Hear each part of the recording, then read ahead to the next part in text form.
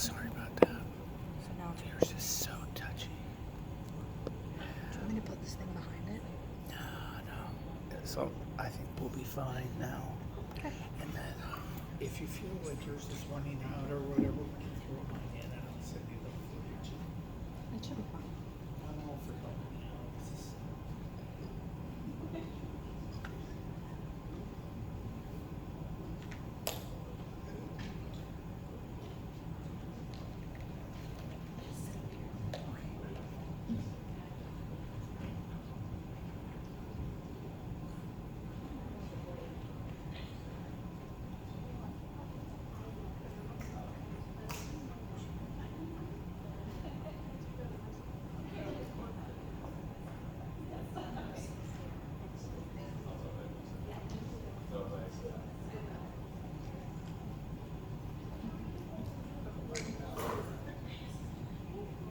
While we're waiting for it, we have a student from the tea production class who's supposed to come and be videotaping it, so that's just where we're hoping he comes very soon, so that's what it is.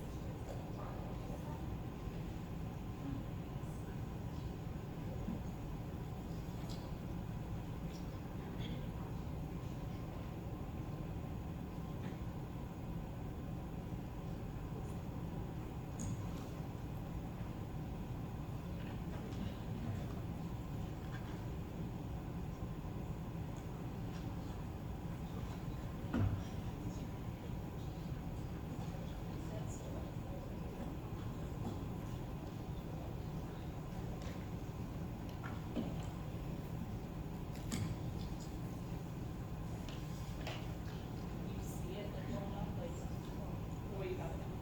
Okay. It's recording, you can see it. Oh, it's recording. You wanna look at the frame? Don't touch it because it might touch it.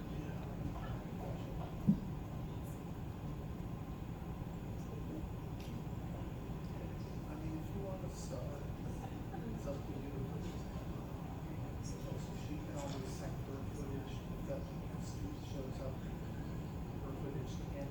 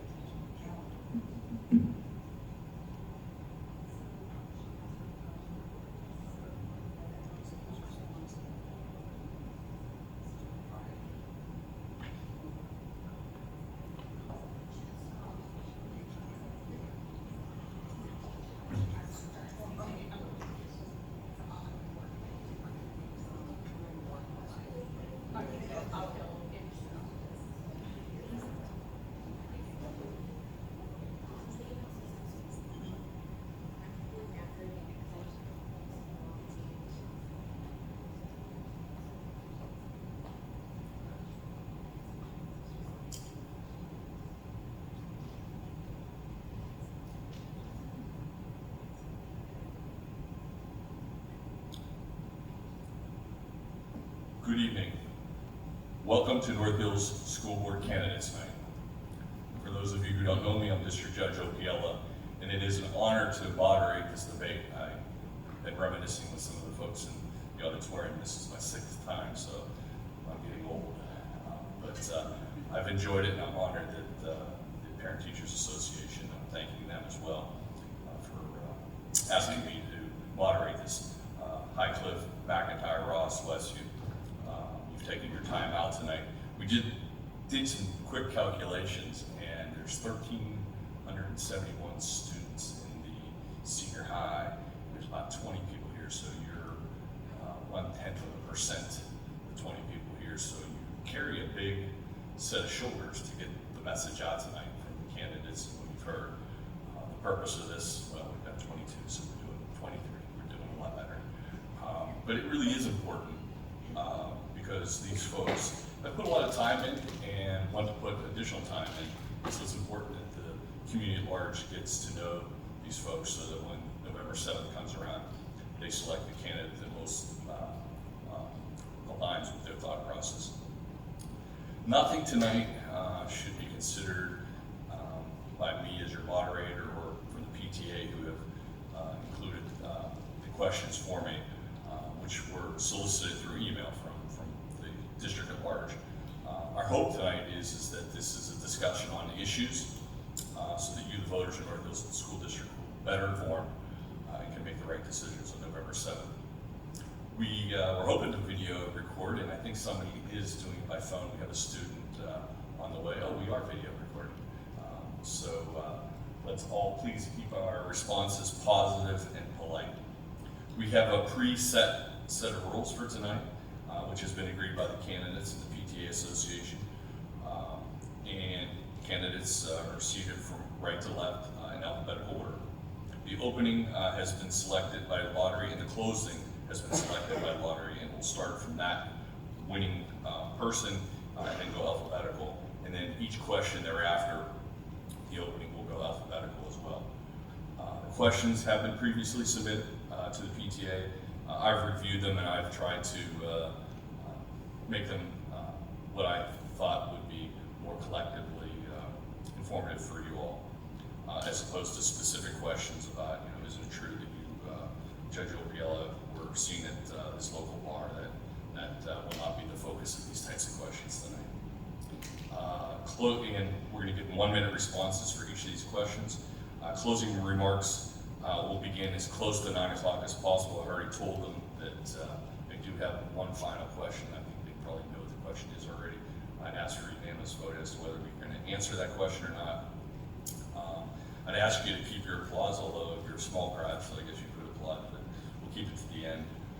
Candidates, I'd ask you to kindly listen closely to each question, and the audience, please listen to each response. And in doing so, please keep in mind the mission statement of our North Hills School District: to excel at educating and preparing each student to become responsible, contributing members of society by providing a caring and academically challenging environment. And the 10 candidates, or 9 tonight because Ms. Spade isn't here, but from your right to left: Tracy Brown, April Lynn Casey, Samantha Elwood, John Hoffman, Phil Little, Dana Merlino, Catherine Ponatowski, Rachel Rennebeck, absent is Dee Spade, and then closing out Ashley Stevens. So we'll go to our opening statements, and we're going to begin with a 3-minute opening from Dana Merlino. First, I would like to thank everybody that put this event together and had us here this evening. My name is Dana Merlino. I am a longtime resident of Ross Township. I grew up right here on the hilltop in Laurel Gardens. I'm a 2nd-generation graduate from North Hills. After high school, I went on to become a certified insurance specialist. I started out as a medical biller, and then I became an office manager to a local wellness clinic. After 15 years in the medical industry, I decided to pursue a small business interest. I am currently a small business owner in Ross Township. My husband and I have 3 children, 2 who attend North Hills Middle School and High School. And I wanted to run for school board because I care about education and taxes. Thank you. I would like to thank our elementary organizations for planning tonight's event and those of you who are in attendance. My name is Katie Ponatowski, and my husband, daughter, and I have been residents of Ross Township since 2009. My daughter is a senior at North Hills High School and is involved in a number of clubs and activities and things that I couldn't list in the 3 minutes. I'm very proud of her accomplishments, and I'm proud of the education and opportunities that she has been offered in the North Hills School District.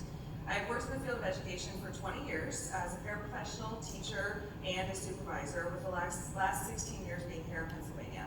I'm privileged to have spent the last 4 years as a member of the North Hills School Board and would love to continue to serve our students and community in that capacity. Thank you, Ms. Rennebeck.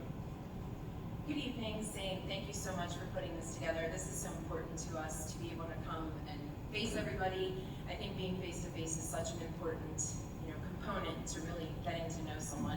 Thank you, Judge, for being here again. I know you had to be, but we're glad you're here.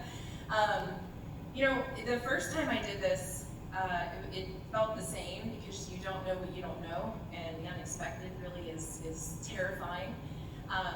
But with 3 and some years experience now, I feel like, you sort of know how to deal with both sides of controversy and positivity, and you sort of get that stride, which is why I chose to run again. I was honored to serve that first term, literally knowing nothing, admittedly now and looking back, and not knowing what I was getting into and what to expect. I was very fortunate to have great running mates and then people who were already residing on the board to help guide, especially because when we first got in, COVID hit months later, and so we had a lot to learn, and a lot to kind of figure out with different circumstances. And I think we did that, and it helped us grow as a board, and it helped us grow to understand not everybody thinks like you, not everybody agrees with you, and somehow you figure out how to make that work. And for that, I thank the board and our administration for helping that to become something, my takeaway. I've been a resident of Ross Township for 24 years. I lived in Brighton Heights before that. That's just what you do. You go from Brighton Heights to North Hills, and here I am, and I'm so happy to be here because we've certainly made a living here. My husband is a union insulator. From his work, I've been able to do marketing for 4 unions and learn the union way, which taught me how education isn't the only thing that you can do after high school. And I'm also honored because I get to chair Beatty, and really understand how the trades work within our high school system as well. I have a small business that I've been working on for about 7 years now. I've grown to employ 11 people. I work out of my home here in Ross Township, and I literally do my best every day to make sure that these small organizations, small businesses, and nonprofits thrive. And it's an honor to be here again, so thank you for being here tonight. Thank you. I'm going to read Ms. Spade's opening remarks, and then we'll get to you, Ms. Stevens. D. Spade reports, I'm sorry that I cannot be here with you this evening. I have a family commitment out of town. I would like to thank all the elementary PTOs for organizing this important event. I appreciate all the time and care you put into supporting our schools in so many ways. I am proud and honored to serve on the school board and excited to be running for re-election. I'm here for the kids to make sure that they get a good education and in a safe environment. I love this community and I love our schools. If you know me, you know I showed my support at all of the wonderful activities in our district. I also bring valuable experience to my role. Here are a few of the things that you need to know about me. I lived in North Hills for 50 years. I worked in the school district for 39 years. My 2 sons both are graduates from North Hills. I'm serving on the school board for 8 years, and this is my 5th year as vice president. I was union president of the SEIU for 26 years. I've served on the consortium that represents 97 schools for the health insurance for more than 23 years. Again, Dee reports she's sorry she can't be here this evening, but I wish everyone good luck. Thanks, Dee Spade. Ms. Stevens. I mean, how do you follow North Hills' #1 fan? But I'm gonna try. Good evening, everyone. I'm Ashley Stevens. Thank you to the PTOs and PTSOs for putting this on, and everybody here who has taken the time to get to know a little bit more about candidates for school board. Both of my children are students here in North Hills schools, but I'm a 2002 graduate of Oil City Senior High. I also have my bachelor's degree in international affairs from George Washington University and a master's degree in public policy and management from Pitt. I'm currently the managing director of a telemedicine company where I oversee strategic partnerships, marketing, and public policy. In my time in the telemedicine industry, I've been able to increase the number of covered lives using our benefit from 80,000 to what will be 40 million this January.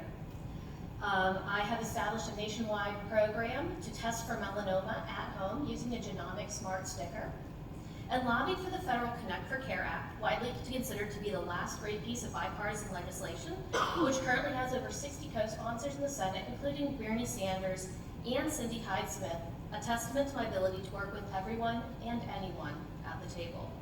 Previously, I worked for the National Committee for Quality Assurance, an organization dedicated to measuring outcomes and using that data to improve the quality of healthcare in America. I was engaged in promoting the patient-centered medical home model, introducing relative resource measures, tools used to design to understand the nexus of monetary investment and quality outcomes in healthcare, and expanding health improvement programs in concert with the American Heart Association, the American Diabetes Association, and the Business Coalition on Health. Underscoring that professional experience is a simple phrase: quality matters. We must provide a superior quality, future-forward education for our students, an excellent quality, professionally enriching experience for our educators and administrators, and an exceptional quality community resource and return on investment for our taxpayers. We accomplish this by fostering an environment in which our students are motivated to learn and given the resources to excel, and creating a working environment where employees can leverage their expertise to become and create those resources. We elevate district performance by increasing rankings and scores while still celebrating those intangible things that make the North Hills School District so unique. I look forward to a really informative discussion tonight to hear what my colleagues on the stage have to say. And again, thank you all for taking the time to come out and listen to us tonight. Thank you. Ms. Brown? Hi, I'm Tracy Brown. I've had the pleasure of living in both Ross Township and Westview Borough throughout my life. I presently live in Ross. I am a North Hills graduate, as are my 3 adult grown children. After 28 years in hospital pharmacy, which was a very rigorous and grueling day I would have, keen attention to detail I would need, I took a leap of faith and I purchased instead a child-friendly franchise, which is where I've been working for the last 10 years. So my days now consist of managing 40 part-time employees, 10 full-time managers, and we host 1,400 kids a week at my business. I love this school district. I admire this school district. I recognize everything that we're doing right, and we do a lot of things right. I've never taken my eyes off the school district in the 46 years I've been out. But I did start hearing after the pandemic comments being made about lost learning and frustration, anxiety, fear, and it was very unfortunate. I hated hearing that. And that's the reason I'm here tonight, is because I knew I had no business criticizing or complaining about what the board or anybody else did, frankly. What good would I be if I didn't step up to sort of become part of the solution? So it would be an honor to help North Hills School District emerge stronger and even a little bit more forward thinking. It would be an honor also to represent the empty nesters and the constituent taxpayers. I do believe that my time is best dedicated and focused on giving back to my alma mater, and I hope that we consider me in November. Thank you. Thank you, Ms. Casey. Good evening. I wanted to start off again by saying thank you to all the PTO organizations. I am April Casey, and I am a proud graduate right here on the Hilltop. My husband and I have 2 children that attend Ross Elementary. We have a 1st grader and a 5th grader, so life is busy. After I graduated from North Hills, I continued my education at Duquesne University and received my elementary education degree. I was privileged to stay at home with my kids until they were both full-time at school. Then I started teaching preschool. I love kids. My little preschoolers are hilarious, and every day it's something new. And so I know our teachers here at Ross in middle school and high school experience those same things. But with my teacher hat, we do wear many different hats. And so I'm looking forward to using my different opportunities here on the school district school board. Thank you. Thank you, Ms. Elwood. Yes, thank you, and I have to say a special thank you to the PTO representatives here, because I was on the PTO executive committee, so I know, and I know this is a very busy time of year. So I appreciate you adding this in with everything else that you have going on. As I said, I'm Samantha Elwood. I'm a lifelong resident of the North Hills. I grew up in Westview. I currently live in Ross Township with my husband and my 2 sons. I have a kindergartner and a middle schooler. When I graduated from North Hills, I went on to the University of Pittsburgh at Johnstown to get a BA in communications. And then really, heart truly was in education. So I went on to get a master's of instruction, curriculum and assessment with a focus on elementary education. And I've used that in a different setting. I've used that working through educational nonprofits throughout the Pittsburgh community for nearly 15 years. Whether I was working with the foundation community to bring funding into school districts across the region, across the tri-state, doing professional development for districts on ways to think differently and outside of the box, or doing after-school programs or providing family support for at-risk children and families. I also now currently specialize in working with individuals with disability, providing programs for 3,000 people every year, overseeing a full-time staff of 15 and at peak 100 part-time staff. I'm here because we can think differently about the way we're bringing programs and money into this district. We talk about taxes, raising taxes, not raising taxes, and it's always taxes, and we need to think outside of the box. There's many other districts in this community that are using foundation dollars. The Pittsburgh region is rich with foundation dollars that are going to other districts. We're leaving money on the table, and that is costing our students and our teachers classroom opportunities, new learning opportunities, and it can also cost our taxpayers. And I think we need to think innovatively as we look at problems and challenges that we've been facing. And as someone that's worked in the educational field for a number of years, from different points of view, I think I bring a lot to the table to problem solve while supporting our teachers and being good stewards of taxpayer dollars. Thank you, Mr. Hoffman.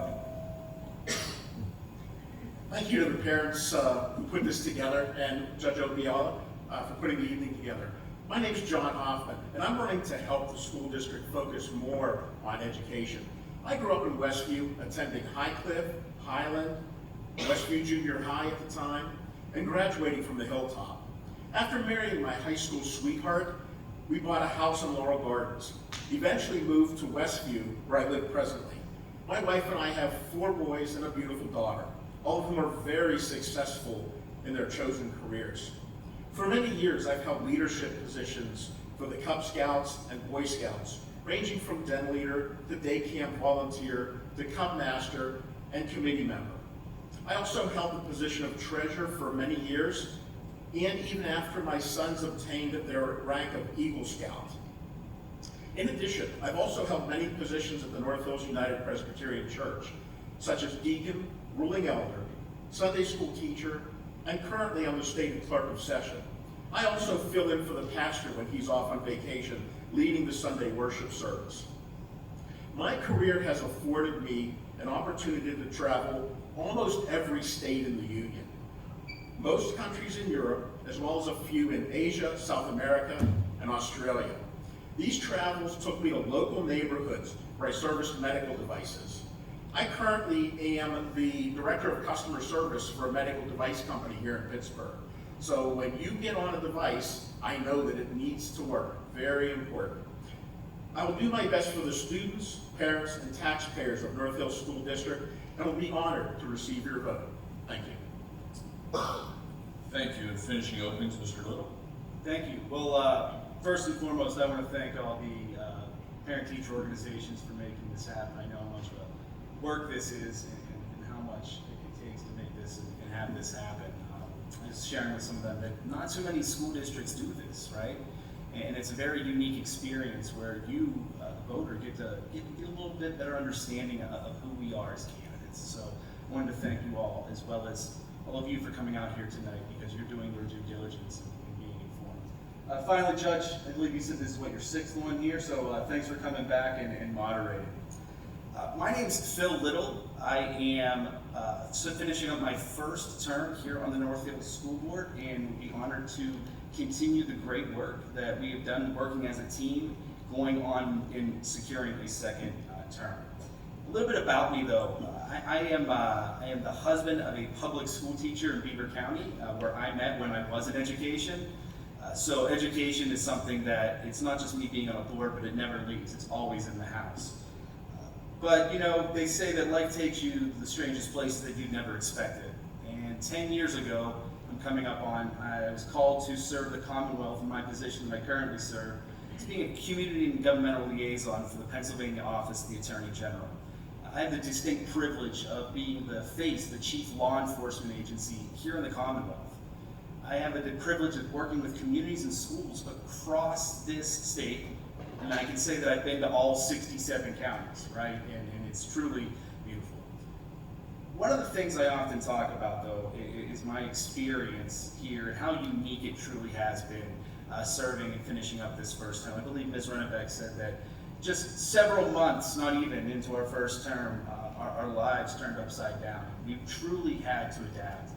And that's where we learned to work as a team. And I couldn't echo the sentiments that Ms. Rennebeck said, is that we must work as a team. And that's what you truly learn as being on a board, that you can't just move what you want to do, but it takes everyone to achieve that goal. A little bit about me and my service, though, is that I'm privileged to be elected as a legislative liaison for our district, for our board. So that means I get to work with our legislators and kind of advocate for public education. I also serve as the president of the Allegheny Intermediate Unit, which is the largest intermediate unit in the Commonwealth. We're delivering programs and services to 42 member school districts. Finally, if you can see me, usually you don't see me in a suit, you can find me over at Sharman Park. I spend the majority of my days serving as a coach in the community for the Westview Ross Athletic Association, often telling little kids to stay in the batter's box, show the pitcher your mean face, and when you hit a double, make sure you wave to mom in the stands. Needless to say, service is in my blood. I want to continue to do that great work. Thank you. Thank you, Mr. Little. We're going to start with questions. Question one will go to Ms. Poniatowski, and it will be a 1-minute response. This is a multiple question, so please, if you need it, repeat it. Just yell across or whistle at me, and I'll give you a reminder. The first portion of the question is why are you running for the school board? And if you are elected, what will your priorities be? So that'd be question one. Part two would be, what would be your number one goal during that first term? So why are you running, and what is your number one goal during this term? You threw me off because you said we were gonna start with that, right? I didn't know it'd be first. Okay, so why am I running for school board? Again, education is a passion of mine. I've been in education, as I said, for 20 years. I've been on every end of it, as a teacher, as a paraprofessional, as a parent, as a supervisor. I absolutely love education, and I love seeing kids receive an amazing education, and I believe that that's what we do here in North Hills. And I've had the privilege of being on the board for the past few years, and I love seeing it from this lens as well, and being part of a group that truly wants what is best for our kids and for our community. My top priority, if I make it onto the board, is the education of our kids. I mean, that's what we're here for. We are an educational institution, and we want to provide them with the best possible education that we can, and developing our kids into good citizens of our community, where they can support each other and support. Thank you, Ms. Poniatowski. Ms. Rennebeck? I'm running because I feel like there's still more to do on my behalf, in the sense that, again, I don't want to repeat over and over, but I feel like we were shortened, our amount of time to really figure it all out. I feel like we just got our groove, we just got to know each other, we just figured out how we can work together, because even as adults, we teach our kids to work together. Again, disagreements happen, and how do you make it work for the betterment? So for that matter, that's why I'm running again, because I feel like I brought a lot of compromise to our board, and that makes me so proud that I can't even begin to tell you. And not because I can sit here and recite the things that maybe went my way, but more so because I feel like we can all get along and figure out what's the most important, which is education. For me, I come from a Catholic high school. I'm not knocking Catholic high schools, but for my opportunities, I did not get the opportunities that I can see that my children have gotten at North Hills. Having gone on to college and realizing that there was so much more. Thank you, Ms. Rennebeck. Ms. Stevens? Sure. I'm running because my mother was a public school teacher, and I was raised with the values that education matters and education comes first. that's left me as a lifelong learner, as well as somebody that believes strongly in public service and the responsibility to work for others and give back whenever possible. The 3 issues that I hope to address, accomplish in my first term in school board and working in conjunction with the rest of the board would be to elevate district performance metrics, because the characteristics of high-performing schools are complex, interrelated, and that when we focus on all students learning through a cyclical process of consideration, action, and reflection, we are able to move the district forward. We need to offer future-forward education experiences, because tomorrow's jobs will look radically different than those of today. Personally, my career did not exist the day I graduated high school. In fact, it would have been considered science fiction. And finally, preparing our district for unfortunately looming educator shortages. We know that there is... Thank you, Ms. Stevens. Ms. Brown? I'm always envious of the incumbents on the stage who have had that experience together. It is unfortunate to have the rug ripped out from under you in the middle of momentum like that. I mentioned earlier why I'm doing this. I had a lot of questions. I thought it was disheartening, and it was very disadvantageous that people were making comments and struggling about what is going on post-pandemic. So I don't know yet what I don't know. I do know that I would like to help be part of the solution. I do know that I would be grateful to be a part of that. Also, I guess my priority would be, I would like to see all faculty and students back to 2019 status. Let them at least get back to where they were and start from there, to move positively ahead. Thank you, Ms. Casey. My number 1 priority is the education of our students. There's many different facets that go into that. Looking at our faculty, looking at our numbers in our classroom, looking at our curriculum. So there's a lot of different things that we could really be zooming in on and providing to our elementary, middle school, and high school students. That is our main goal here at North Hills, is the education of our students and making that equal and solid for each one of ours. Thank you. Yes, thank you. I'm running because I want to be a person that doesn't just sit there and have my own commentary on social media or to my friends. I want to be part of the change. I've emailed the school board in the past and kind of shared my opinion, and I want to try to make actionable change. The priorities that I would really focus on is education, particularly COVID learning loss. Our students, at least my students in particular, and when you look at the test scores of the district, are not where they were in 2019. In order to prepare them, we need to resolve that and look at solutions.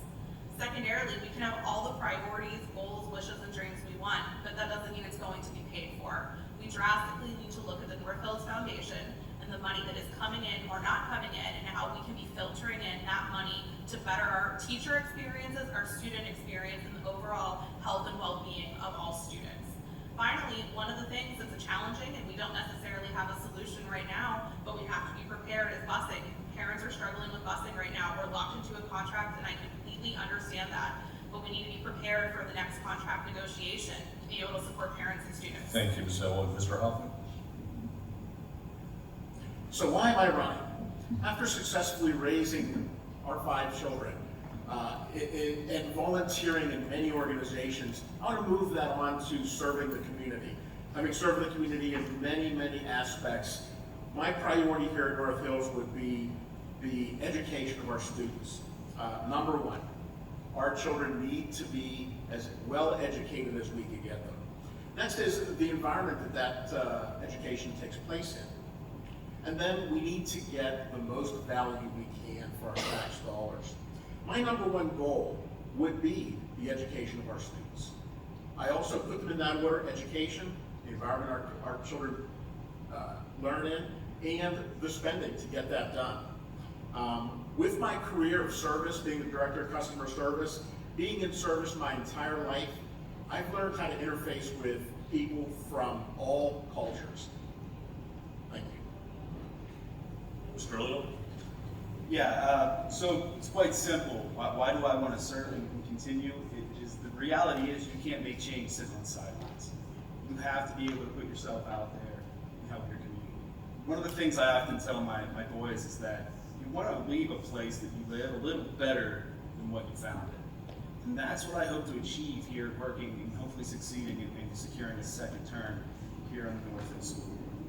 To follow up is what our priorities were. You know, it's a funny thing. Sometimes many people ask me, you know, what's your top thing you want to do? To be honest with you, I think it's kind of strange to have these concrete ideas that you want done that's going to happen. Because the reality is, when you're in that seat, it takes consensus building. And no matter what you want done, you have to work as a team to move that needle forward. If I had to answer one, it'd be education of kids. We have to continue to prepare our students for the ever-changing world they're going to enter once they walk across that stage to get their diploma. Ms. Merlino? I wanted to run for school board because I do care about education and I do also care about taxes. My mother used to be the tax collector, and so I've always had a huge interest in the taxes in our district. I do attend the public budget meetings. I ask lots of questions and have a fairly good understanding of it. So one of the, one of my goals that I would like to obtain is just to look at our spending and see where we can consolidate so that we don't have to raise taxes in the future. And I, again, care about the education of our children, and we need to keep up with the ever-changing job market that is happening here in Pittsburgh. Thank you. That concludes question 1. Question 2 will start with Ms. Rennebeck. Each of you have described your professional experiences, training, and education that qualify you as a candidate for North Hills School Board or School Director. The question is what specific strengths or weaknesses would you bring to the board this term? The obvious one is that I've done it before. So like I stated, it's the fact the unknown is the scariest thing. Even when how do you explain to your kids? It's the fear of the unknown. So I have the experience of seeing a lot of major things happen. My biggest strength that, again, I say so pridefully, is my ability to compromise. No matter what side I'm on, I think that I make sure that everybody is looking at the big picture. The third thing is accountability. That's my key word in every single meeting, because I feel that we have to be accountable as parents, as administration, as teachers, and in owning up to our mistakes. I didn't always make every correct decision, but I'm figuring it out as I go. So I know to admit when I'm wrong, which is also something I think is very important. It's not a negative. Stevens? Sure. So my career has forced me to become a very resourceful person, working in many situations where we've had zero budget and scaling up to a staff of hundreds. In that resourcefulness, I've been able to build a lot out of very little. And so I bring that experience of making the most of every dime given to me to build things that are, quite frankly, revolutionary. I've also been able to work with others in building partnerships that have led to incredible innovation in the fields of cancer detection, treating skin disorders, specifically chronic skin disorders among pediatric patients. Where my weaknesses lie is that I'm not an educator, but what I have learned in the medical field from not being a doctor is that I can listen to those experts that do have that knowledge and build on that and respond accordingly. Thank you, Ms. Brown. I think of my weaknesses every day at work, and my number one weakness is probably impatience sometimes. I will anger my staff because I do things myself without waiting for them to complete something. And so maybe I need to slow down that way, but it's my nature, and if I can do it and get it done, I will do it and won't really rely on anybody else or depend on anyone else if I don't need to. Strengths were probably that I bring to work every day and would bring to this board would be absolutely fairness, working together as a team, and I also every day look to make the day end on a good note. So if it's at work or if it's at a board meeting, you never want it to end negatively, and that's what I focus on every day, and it has done me well for a lot of years. Ms. Casey? I think my biggest strength is that I'm a team player. Can't get many things done with just one person. It takes a large team, and that's where we could divide and conquer, and then come back with what we have found and mesh that together. No way is the right way. That's where a team player comes in, that together we can get our goals accomplished. With my education background, that is what I'm going to bring to the table. One of my weaknesses is sitting here on stage talking to you. But I would love to talk to you one-on-one. I can knock on 3,000 doors and talk to you, but up on stage, that's my weakness. Thank you. Thank you, Ms. Casey, you're doing fine. So yes, one of the things that I think really is a strength that I'm able to bring to the table is my experience has really covered the realm of education, working directly with school district superintendents, building principals, teachers, and students and families themselves. So I'm able to look at a problem, challenge, or opportunity from multiple angles, from multiple points of individuals' values and differences, and really come up with the best possible scenario that meets the needs of that district. I think one of the weaknesses is, I think this is probably one for anybody coming and running for the first time, is I'm really optimistic. I haven't had to work with red tape yet. I know it's there, but you know, that's one of the things, is to be able to temper all of my dreams and wishes, because as Phil said, we are going to work as a team, whoever's elected, and I think that's just something that you have to be able to recognize. We're all optimistic and we want to change the world, but there's lots of things we have to cover before we can change the entire world. Mr. Hoffman? My education consists of degrees in the electronics industry. I've learned to fix things, and I've been fixing things my entire life. I also work in the medical industry, dealing with the processes that are required to bring a product to market. One of the things that I need to do is approve documents. It could be something as simple as we're changing the wheel, to here's blood analysis that we need to approve. And being one of the approvers, I'll often have that document open on one and the medical dictionary open on the other, so that I know what they're talking about. You never stop learning. Everybody in this room, every student that goes here will never stop learning. Every day you learn something. And that's one of the skills that I hope to impart to the students, is keep learning, keep trying. I do all my own service on my car. You wouldn't believe some of the things I've done to a car. But you always try. Do you fail? My wife is smiling, because yes, sometimes you do. But you keep trying, you call on the experts when you need to, and you go from there. Thank you. Thank you. Yeah, thanks. So one of the things I often talk about as a strength that I have is through my professional work, is working with our legislators at the state level, understanding what's coming down the path and what that looks like here at the ground level at school districts across the Commonwealth. But I would say one of the biggest strengths I have, and I believe one of someone up here mentioned it, is knowing what you know and knowing what you don't know. I believe there's great strength in admitting when you don't know something. Relying on those folks who are experts to take their advice, listen to them, and be open-minded about what they're discussing and their views, and weighing that upon everything to make those informed decisions and being open to it. Ms. Berlino? I think one of my biggest strengths is to think outside of the box in order to get to an end goal.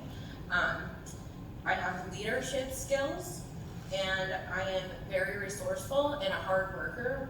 Whenever I believe in something and want to do something, I believe I have the strength to make it happen. Thank you. I believe my strengths are my experience on the school board, as well as my knowledge and understanding of the educational process from many different lenses, as a parent, a teacher, and a supervisor, specifically in the area of special education. I think one of my strengths is to be a voice for those families and those students. Weakness is separating those experiences and thinking of the district as a whole and not just a teacher perspective or a parent perspective. That concludes question 2. Question 3, we'll start with Ms. Stevens. We're going to talk about school start times. There have been many studies over the years on the correct and optimal school start time. ask you to discuss what your philosophy or thoughts are regarding this issue and what, if anything, you would do as a school board member relative to school student start times. Sure. So under ideal circumstances, yes, of course, moving school start times back is a common sense measure. Unfortunately, our school district faces some pretty far from ideal circumstances. Back in 2013, North Hills implemented a staggered busing schedule as a cost-saving measure. Understandable. Unfortunately, that's left us locked into contracts that leave us with very little wiggle room on our start times.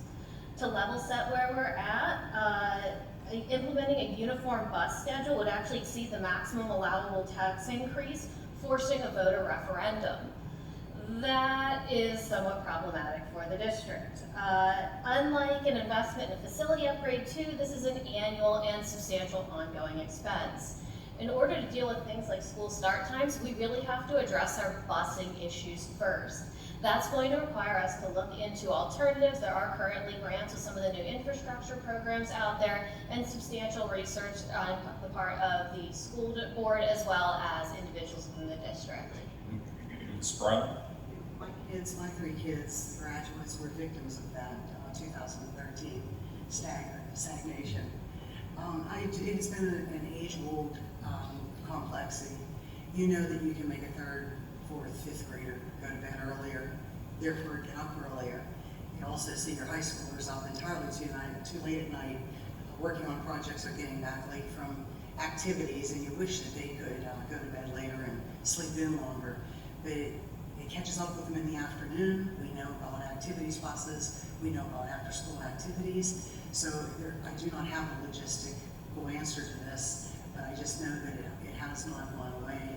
It is still a topic for discussion today, and I'm hoping that maybe this will be the board that arrives at a solution. Thank you, Ms. Casey. I agree with everything that everyone has said. Yes, there's many different views on this. There's many different reasons why the staggered busing has happened. We are in the contract with the busing. Just an example, our high schoolers, they do wake up early, finish their school days, sports, theater, whatever they're doing after school. Some have to work after that activity. And then you look at the laws of how old you can be and how late you can work in the evening time. So those are all different ideas and concepts that we would have to lay out first. And it's just not a simple yes or no answer. Ms. Elwood? Yes, thank you. So I think that one of the first things that needs to be done, I think this is thrown around the district for years, is really have a district-specific study. Before we even talk about the financial implications or the implications for students, student athletes, parents, employers, we need to know what the goal line is. I think we've heard people have shared the positives, but maybe there's negatives that we need to explore too. And I think we really need to take a holistic approach. It's not a wave a magic wand and just new start time. There's a lot of work that we need to do, hopefully as a member of the school board and as a community, before we even start entertaining that question. We have to really hear from all sides, get the community feedback, and just get expert advice from the areas, because again, we need to know the goal line. We need to know what the financial implications would be and the implications to students, families, and the greater community. Thank you. Mr. Hall? Human beings are very adaptable. You can see where people live all over the world. For example, when you start heading north, sunrise can be at 11 o'clock and sunset at 2. I've witnessed that myself. It's quite interesting to have to adapt to that. That can be done using something as simple as changing light bulbs. Also, our goal here is to prepare students for the workforce. Whatever their chosen career may be, they need to adapt to the schedules that their chosen career requires. The busing is an issue. If we choose to go that route, I'm certainly open to discussing adjusting times. But we also have to keep in mind that we are under contract. There has been streamlining to save costs. The taxpayers are not a limitless fund that we can tap into. Our goal here is to help our children form good habits. Thank you. Thank you, Mr. Little. Yeah, thanks. Just to piggyback off of what Ms. Elwood said, I couldn't agree more that we simply can't wave a magic wand, right? The science is there. Students perform better if we had different start times, sure, but we can't look at just through that lens. And sitting in the seat that I currently sit in, you have to look at the totality of the argument. And throwing money at it, as I believe Mr. Hoffman kind of alluded to, just simply doesn't work. We can't just simply go back and continue to do so. There's a lot of talk about the contract with the busing, but I think we also have to take into consideration is that with the collective bargaining units of our district, we probably have to change the start times there as well. So to simply say that the science is there, I appreciate that. But that's not where the argument ends. You have to look at the whole argument and weigh everything because it is a unique situation. Mr. Lino? I'm actually completely indifferent on this issue. School start times, I agree that it would work for some people to move the school start times, and I also agree that it wouldn't work for others. It would really depend on what our district as a whole wanted and needed, and if it worked for us. It would be a discussion that I would be willing to have, but I don't actually have an opinion one way or the other because I don't know all the parts that it affects in our district. Ms. Ponytowski? School start times have been an issue that have been on the table for a while and will continue to be, I think. But first, I think we have to get input from all of our stakeholders and think about how changing school start times could impact families, teachers, students, and everyone involved. I know we have a lot of households in the district that have 2 working parents. And if we move those start times, what would that do to their jobs? And what would that do to their daily activities? And we also have to think about the budget impact that it would have on our district. And it could be extremely great and too much for our district to handle at this time. So I think we have to look at all those different parts of it. And yeah, it would be great to just say, let's move back to start time an hour. But it's not that simple. There are a lot of different pieces that you have to consider. Thank you, Ms. Reinbeck. The last one, so you've kind of heard all of the angles, right? But I think the bottom line is the best part of that question is it starts here. So now we know what one of the hot topics is. As Katie said, we've been talking about it for quite some time. Research can show either way. I think we could dispute either way that starting earlier may help or hinder. But again, I think we have to look at the big picture, as everyone has said. But for now, dealing with the times that we have at hand, take the positive approach, continue to do the good parenting, continue to make sure they're going to sleep at a good hour, make sure that they are getting into a routine and learning a routine until we get the answers that we need so that we can find out how we can make the situation better from a budget standpoint and for what's best for the families in the district. That concludes question 3. Question 4, Ms. Brown. And let's use the busing as the issue for this. Could you support a board decision, either in favor or against your position on busing, that you did not favor? Why or why not? Yes, I could support the board's decision on busing if it benefited our kids, our families, and everybody, it suited everybody. It's more of a question of would I agree with somebody that I disagree with. And yes, I can do that. I'm perfectly capable of doing that. I think that if the case was presented to me in a fashion where it really made sense, my opinion wouldn't matter if the majority of our households and our school community benefited from it. Thank you, Ms. Casey. Yes, it's not my issue winning or your issue winning. It's our issue as a school board and as a community. What is best for our students? What is best for our taxpayers? If it was my issue, yeah, let's move the bus to say, and that won. That's not a feather in my cap. That's a feather in everyone's cap. Yes, so working together is my goal. Mrs. Elwood? Yes, thank you. I think the answer is absolutely. I think it should be absolutely from everybody up here on the stage, because if elected, we're not representing our particular family values or our party's family beliefs. We're here working for the constituents of the district. So if a majority of the school board feels a certain way, they were elected to make those decisions. And I think a good, strong, functioning board is one that knows compromise and knows when to work together, because they were elected for a reason. And I just think that's important to be successful, because if we keep bringing back things that were already decided, we're never going to move forward. Mr. Hoffman. One of the things that the board will have to face are the common goals. Again, going back to what are the common goals of the board.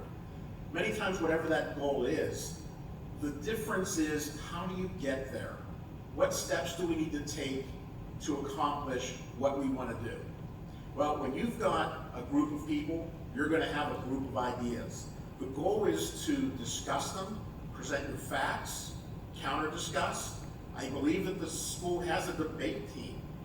Debate your issues, come to a consensus, solve the issue. Thank you, Mr. Hoffman. Mr. Little. Mr. Little. But real quick, just so I'm understanding the question, can you repeat it again?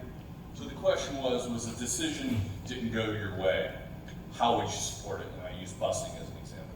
Yeah, I think that's a great example, because I believe that exact thing happened, right? You have to understand that you're one of 9 people, and you may not get your way, and that's okay, right? We teach our children every day that people come from different backgrounds, different ideas, and different beliefs, and that's what makes the world different. That's okay, and that same process exists on a school board as well. You know, I voted in favor of that busing contract that wasn't too long ago. Did I like it? No. But the reality was either we had buses or we didn't. And I didn't want to risk not having buses, heaven forbid, for our kids not to come. But you have to be able to say your piece, understand that you are a team when you are out there, and move forward with the decision and just keep on plowing ahead. Thank you, Ms. Merlino. Yes, I can support a decision that was not in my favor, because I feel like there would be a discussion beforehand and everybody would get to say what their opinions are, and that the group would come to the decision that made the most sense for everybody involved. So even if it wasn't something that I was on board with, I mean, I would accept it because it would be the majority of the people, and that's what you're here for, is to represent, you know, a majority of the district. Ms. Poniatowski. Yes, absolutely. I would support a decision that didn't go my way, and I believe I have over the past few years. Because like I say all the time, we agree to disagree, and we have to come to some kind of agreement, some kind of conclusion in order to move on. And ultimately, even though we all have different ideas, we are here because we want what's best for our kids. And even though we might not all feel the same way about certain things, that is our ultimate goal. We have to take that into consideration. And we are a team. Even though we're one individual vote, we are a unit. Thank you, Ms. Rennebeck. I echo Phil Little. I mean, I think it was perfectly said. I'd like to say ditto, but essentially what he said is exactly it, right? We did have this, we faced it, and I think most of us felt the same. And sometimes you have to look at the bigger picture to see where could you end up and do the what if and if then kind of thing. But in addition, I think we're all human, and so we may go home after that decision and not be happy because it wasn't what our gut told us or what we really felt was the right thing. But somehow tomorrow's a new day, and you kind of figure out how you deal with that and how you make it work for you, because you're not going to always get your way. And that was a big learning point, I think, for me over the last year. It's not always about what I think. And sometimes I was able to change my opinion on something just listening to others' opinions. So I think that word compromise just comes in for this as well. Ms. Stevens, you'll finish up. I wouldn't let my own version of perfect ever become the enemy of good or progress. As it's been mentioned up here a couple of times, as a school board member, you're one of 9. That means 8 other people are doing the research, doing the homework, and while I can come up here with a giant binder full of facts and figures, everybody else is perfectly capable and likely to do the exact same amount of research and work to come to a conclusion. So when you're working with that number of people, you have the opportunity to come up with the best possible solution. And when we're looking at something as complex as busing, which comes with the economical, logistical, budgetary factors, you know, these issues don't have one right answer. In fact, they may have no right answer. So it comes down to collaboration and doing absolutely the best you can in the best interest of students, teachers, and the community at large. Thank you.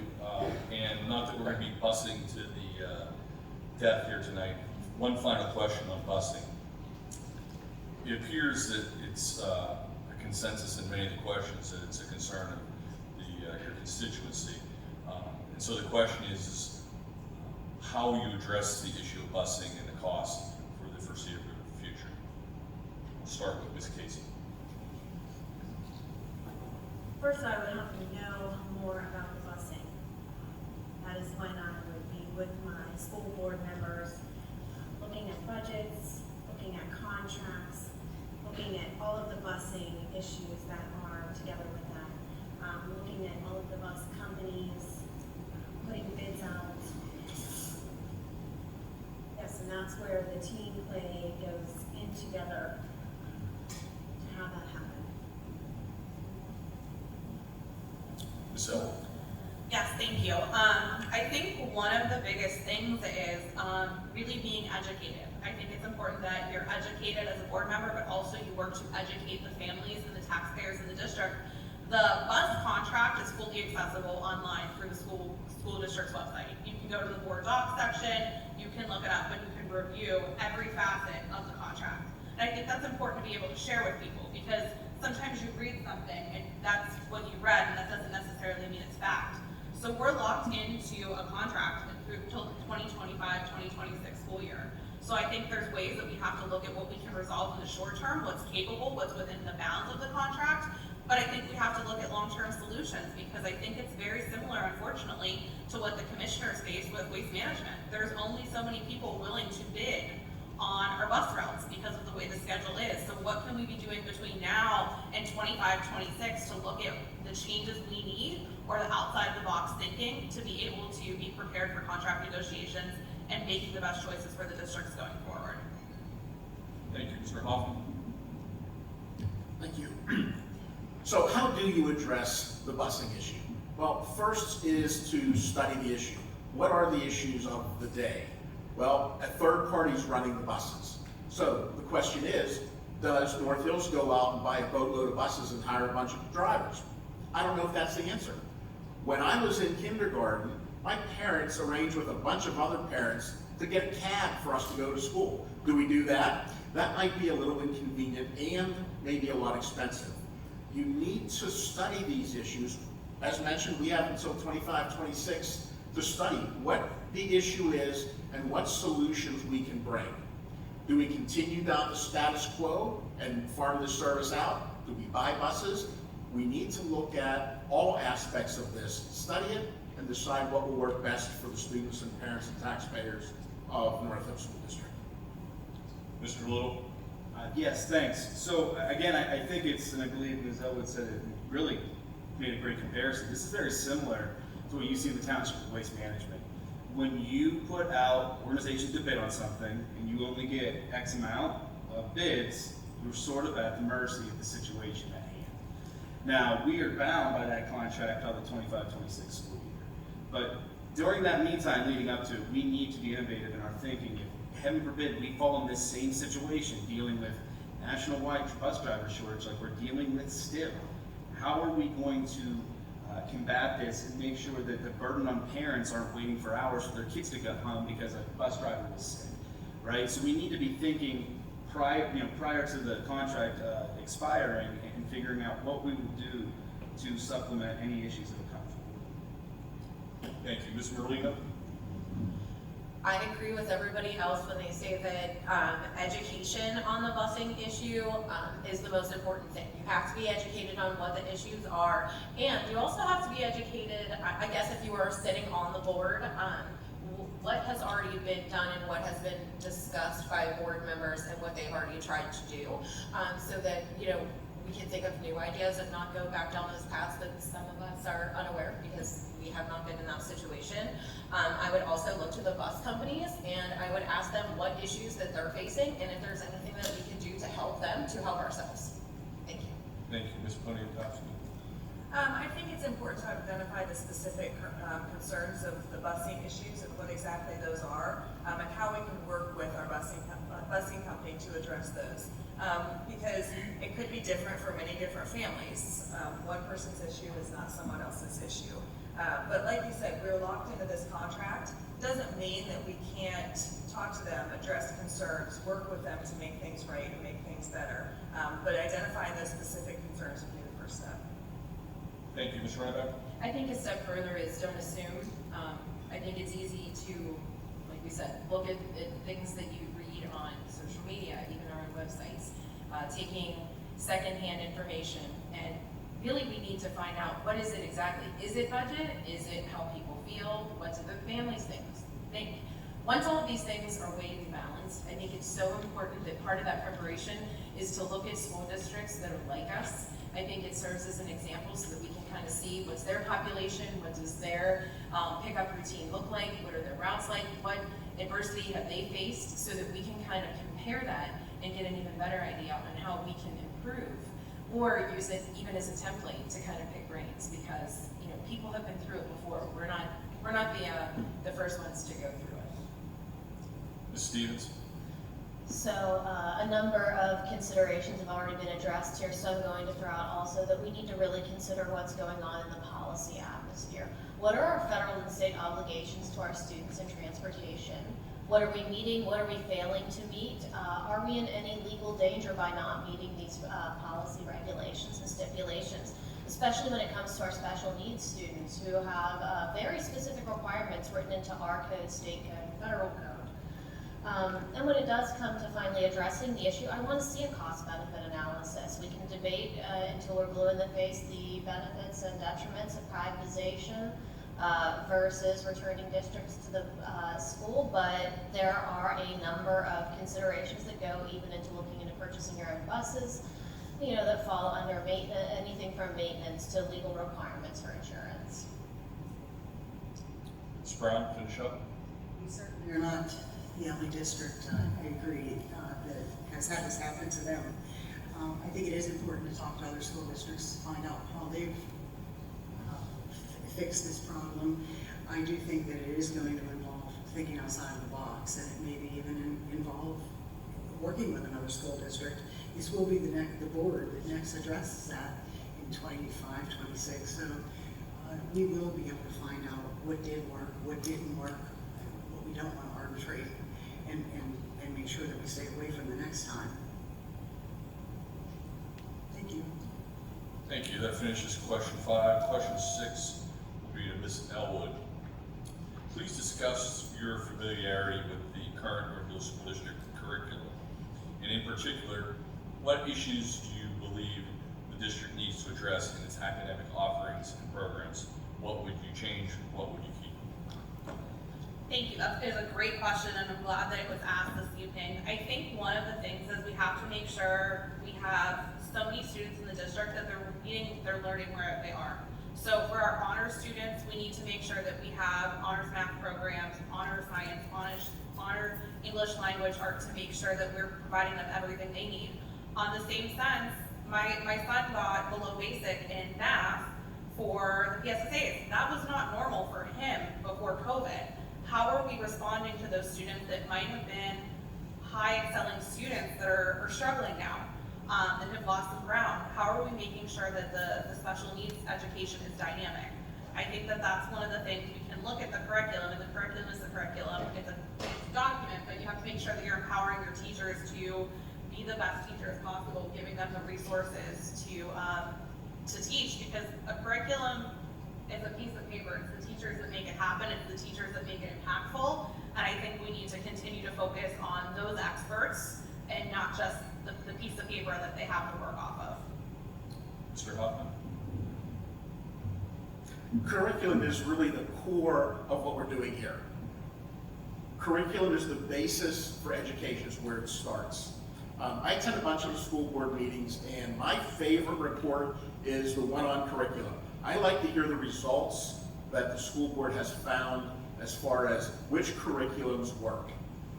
Starting with what works well for other districts. We should always strive to get the most effective curriculum we can for our kids.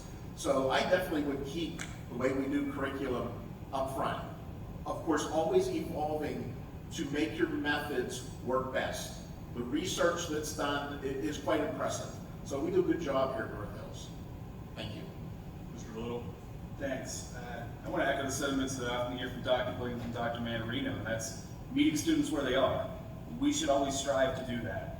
Whether that's a student who's facing struggling math scores because COVID issues, things of that nature, I believe Ms. Hill alluded to, bolstering our college and high school credit programs for students that will go ahead and earn credits towards college, and meeting folks who don't believe that college is for them, because let's face it, a pathway to the 21st century workforce isn't always paved by a 4-year degree. Working with folks in Baby Tech, and I believe, Ms. Renbeck, I want to thank you for your service on that board, that we need to continue to bolster and meet students where they are, because when they leave this district, we want them to be successful in what they're passionate about. And when they are, I truly believe that's when we succeed. Ms. Merling? Please discuss your familiarity with the current North Hills School District curriculum. In doing so, do you believe that the district needs to address its academic offerings and programs? What would you recommend or change? Okay, so I am very familiar with the curriculum at North Hills. There are lots of things that I look at. I look at the books that we read, I look at the math that we learn. This past school year, my daughter was in the math program that we were testing out. I looked heavily into that program. I do pay attention, to our wants and needs when we talk about curriculum. I think that we have really good programs in high school that middle school students are not aware of. And that is the one thing that I would change, is really making sure that our middle school students know exactly what is available to them in high school. We have an amazing welding program. We have a very good woodshop program. We have things at North Hills that are different from what is offered at Beatty. I just feel like we really need to tell kids about those programs and just what is actually available to them and help them succeed in what they want to do in the future. Thank you, Ms. Poniatowski. And going off that, I think we need transparency to parents as well about what opportunities are available to students in high school so they can help their kids make those decisions. So transparency is one thing that I would like to see with our curriculum to community members and to parents. I think we need to address our needs in the areas of math. That's been a hot topic for quite a while now, and we're still working on that. But what I'd like to see is providing our struggling students with supplementary materials and curriculum to close the gap between their academic performance and their achievement, where they could be performing. I truly believe that students who are struggling still need access to grade level content, but they also need those supplementary materials to help build up that so we can close that gap. Thank you, Ms. Renbeck. The tests don't lie, we understand that. The tests are what are giving us the reading of where we need to improve. But we also have to have the faith in the administration and the teachers that they are doing their best in the curriculum that we're given. But also, as parents, take it a step further and recognize from our own kids and provide that feedback to add more data so that the tests aren't the only things that they're looking at. Be present, be more present, ask the questions, help figure it out so that if there needs to be this change quicker, that we can help the administration to see it. Definitely have faith and strength in the fact that, faith and trust rather, in the administration. But also, we need to strengthen our life skills and our support skills for the kids who, once they are moving to the next level, that they know what to do with what they've been armed with. How do they apply what they've learned? Because that's another piece, and that's such a concentration for me. Obviously, math is one of the biggest things that we need to help, but I also think that we need to help the kids who are learning, no matter what area they're in, to apply better. Thank you, Ms. Renbeck. Ms. Stevens? So I have the benefit of having a child in elementary school right now and a child in high school. I am quite familiar with the curriculum. I see one of my son's teachers. I spent a lot of time emailing just a couple of months ago in the back of the room. So we are facing a lot of challenges, especially post-COVID. We saw some of those starting before COVID. Those are no secret. What we do also need to address is the fact that we need to start thinking about future forward education and expanding languages, including coding languages that are taught to our student body, especially from earlier ages. We know that foreign language education, when started in kindergarten, increases fluency and improves scores across mathematics, English language arts, as well as their ability to socially connect with other students. So there's a lot of opportunity there, especially, and in particular with the coding, and from my particular line of work, we are constantly looking for people that are able to do coding and creative coding, understanding multiple coding languages. So the shortage of that and the lack of that sort of education in our district is certainly a weak spot that could fold in with improvements in math and science. Ms. Brown? It's been a lot of years since I've even seen the curriculum book. I don't see that come home anymore. And really, what I know about our curriculum mostly is from watching the existing board's meetings. I don't think that there's much that I would get rid of. I do think that I would be interested in adding more to the life skills. Again, not everybody is going to go to college for 4 years, and I do think that there's a lot of value and a lot of success in kids going into the trades and other subjects like that. I'm a big proponent of STEM and STEAM. My friends know that. I am an arts advocate, and I do think that we do a really good job. I worry that the test scores sometimes are not really indicative of the kids. Kids panic when they test, and so therefore I get nervous about the test scores, because taken away, like April being able to talk to people on the street but not public speak, I think many of these kids would test better if they weren't taking tests. Mr. Casey? So curriculum is many parts to that, but I know just my son is in 5th grade, and during the curriculum opening statement, one of the teachers spoke about how they have increased the spelling and they are taking it back to the basics because of all the learning loss during COVID. So they are back to phonics. Right, so let's look at the curriculum. How can we improve this curriculum? But I do know that our curriculum is one of the best around in the school district. Let's better prepare our high schoolers starting in middle school, presenting all of the options that they have, that they could choose from. Getting the parents involved. It's easy just to, okay, homework's done. But let's invite our parents in. Let's have more curriculum nights that they actually can see what our kids are learning, being into the classroom. I think our parents are a really great asset that is in our school district. Thank you. Right, that concludes question 6. Question 7 will be for Mr. Hoffman. Currently, our country has experienced book bans. The question is, are you in agreement with this practice? If not, what will you do to ensure students have access to diverse and thought-provoking material?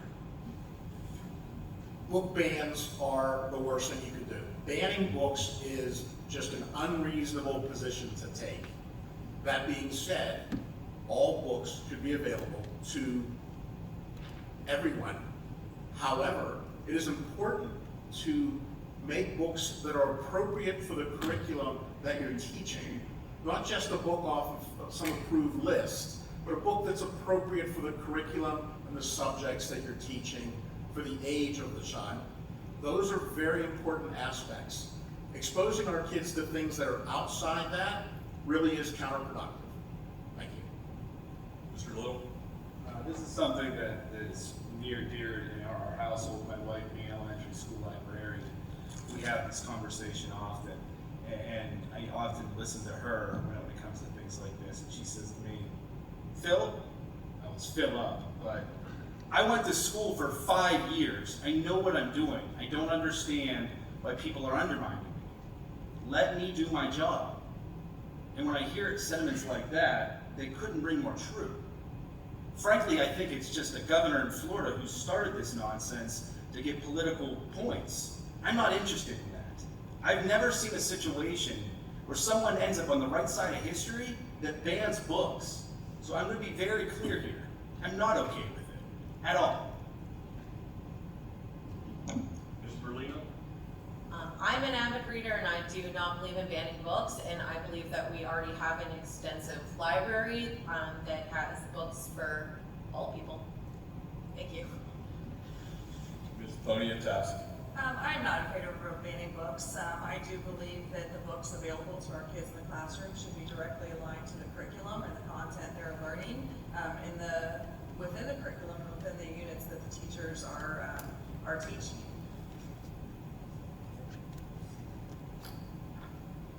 Ms. Rennebeck? I'm certainly not in favor of banning books. I think it's a hot topic for reasons that are beyond what everyone is saying, in the sense that if we start with a conversation at home so that kids are made aware from what you feel comfortable from a family perspective to talk about, I think it helps create that atmosphere once they go to school, so that you have that open, you have that conversation that starts there, so that when they get there, it's not a shock value if there's something that maybe isn't what they're used to seeing. So that they then feel comfortable that if they did see something that maybe piqued their interest or they didn't like, that they could come home and continue that conversation with you. I am in no way okay with banning them, but I do think that there is age-appropriate lists that should be shared with the parents ahead of time, so that they're aware of what to expect in the classroom. Thank you. Ms. Stevens?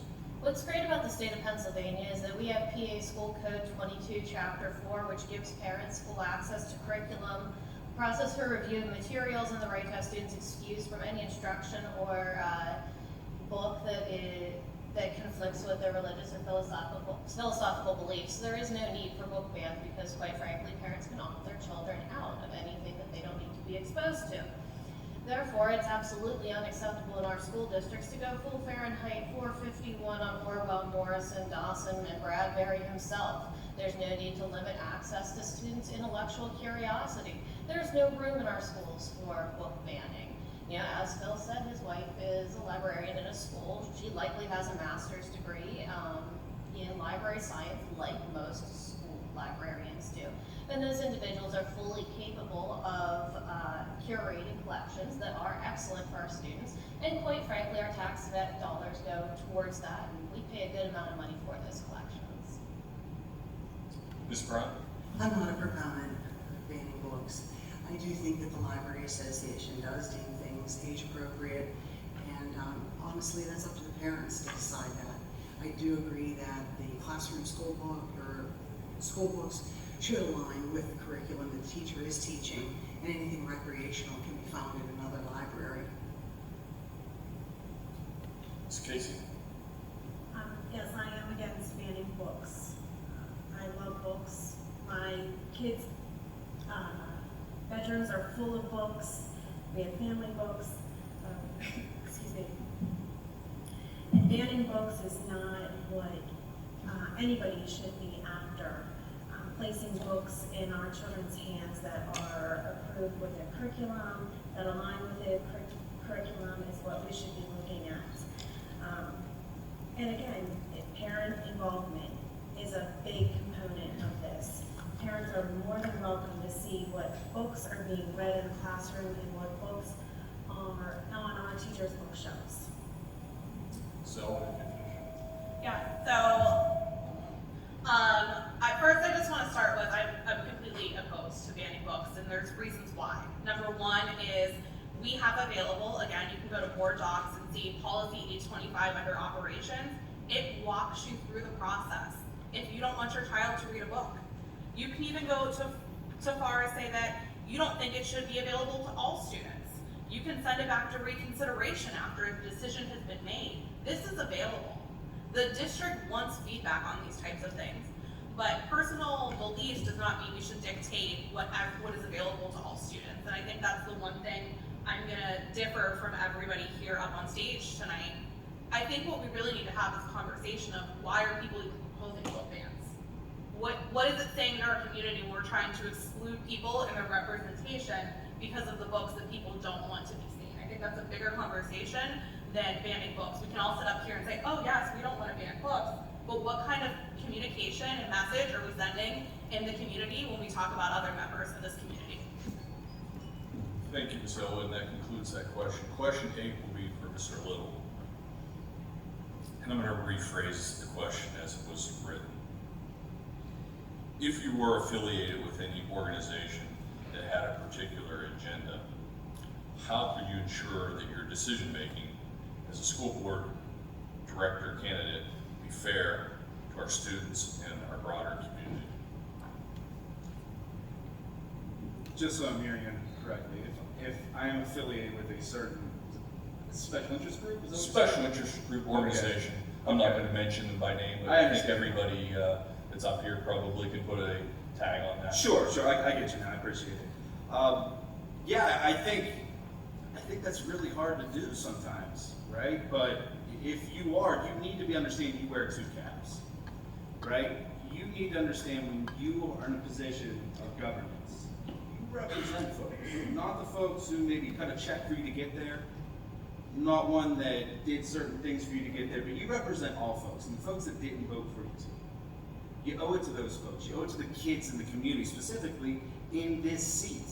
You need to be able to wear a hat that you may understand that what you want may not probably the best for the best overarching theme. You need to understand that you need to be open to things. And you can't walk in with rigid structure that I'm going to do X, Y, and Z because the people that got me there said I need to. If you're doing that, you're in it for the wrong reasons. And I would say you shouldn't even be on. You shouldn't be here. So that's my advice in that situation. Ms. Merlino, thank you, Mr. Little. I am not affiliated with any particular group that has an agenda for any school board member. Thank you. Ms. Poniatowski. I think we all have an agenda, and it should be the same agenda, and that's to do what's best for our kids. And that's the only agenda that we should bring to the table up here, is to do what's best for our students, for teachers, for parents, and for our community. Ms. Rannebeck. We all come from different walks of life. We all have different experiences that make us who we are. We've all made the mistakes. We've all had the successes. And so I think that having an agenda in a positive manner is a good thing because it creates who you are. So if you have an agenda on what you want to accomplish or what you're willing to learn or what you're willing to change, it's a good thing. If you come into it with a negative spirit, with a negative agenda, that's the way that turns out as well. It's what I tell my kids. If you go into the game and you say, I don't have a chance at winning this, you're not gonna win it. If you go into it with a positive attitude, with the willingness and the openness to hear other people, then you're going to succeed. Maybe not year one, maybe not day one, but it's the experiences that help. And my hope would be that no one is coming in with any kind of a negative agenda, but an agenda to better themselves for the betterment of the board. So I've spent a lot of time in Washington and am affiliated with what could be considered very mildly a special interest group, and that's the Center for Telehealth and eHealth Law. I sit on their advisory board.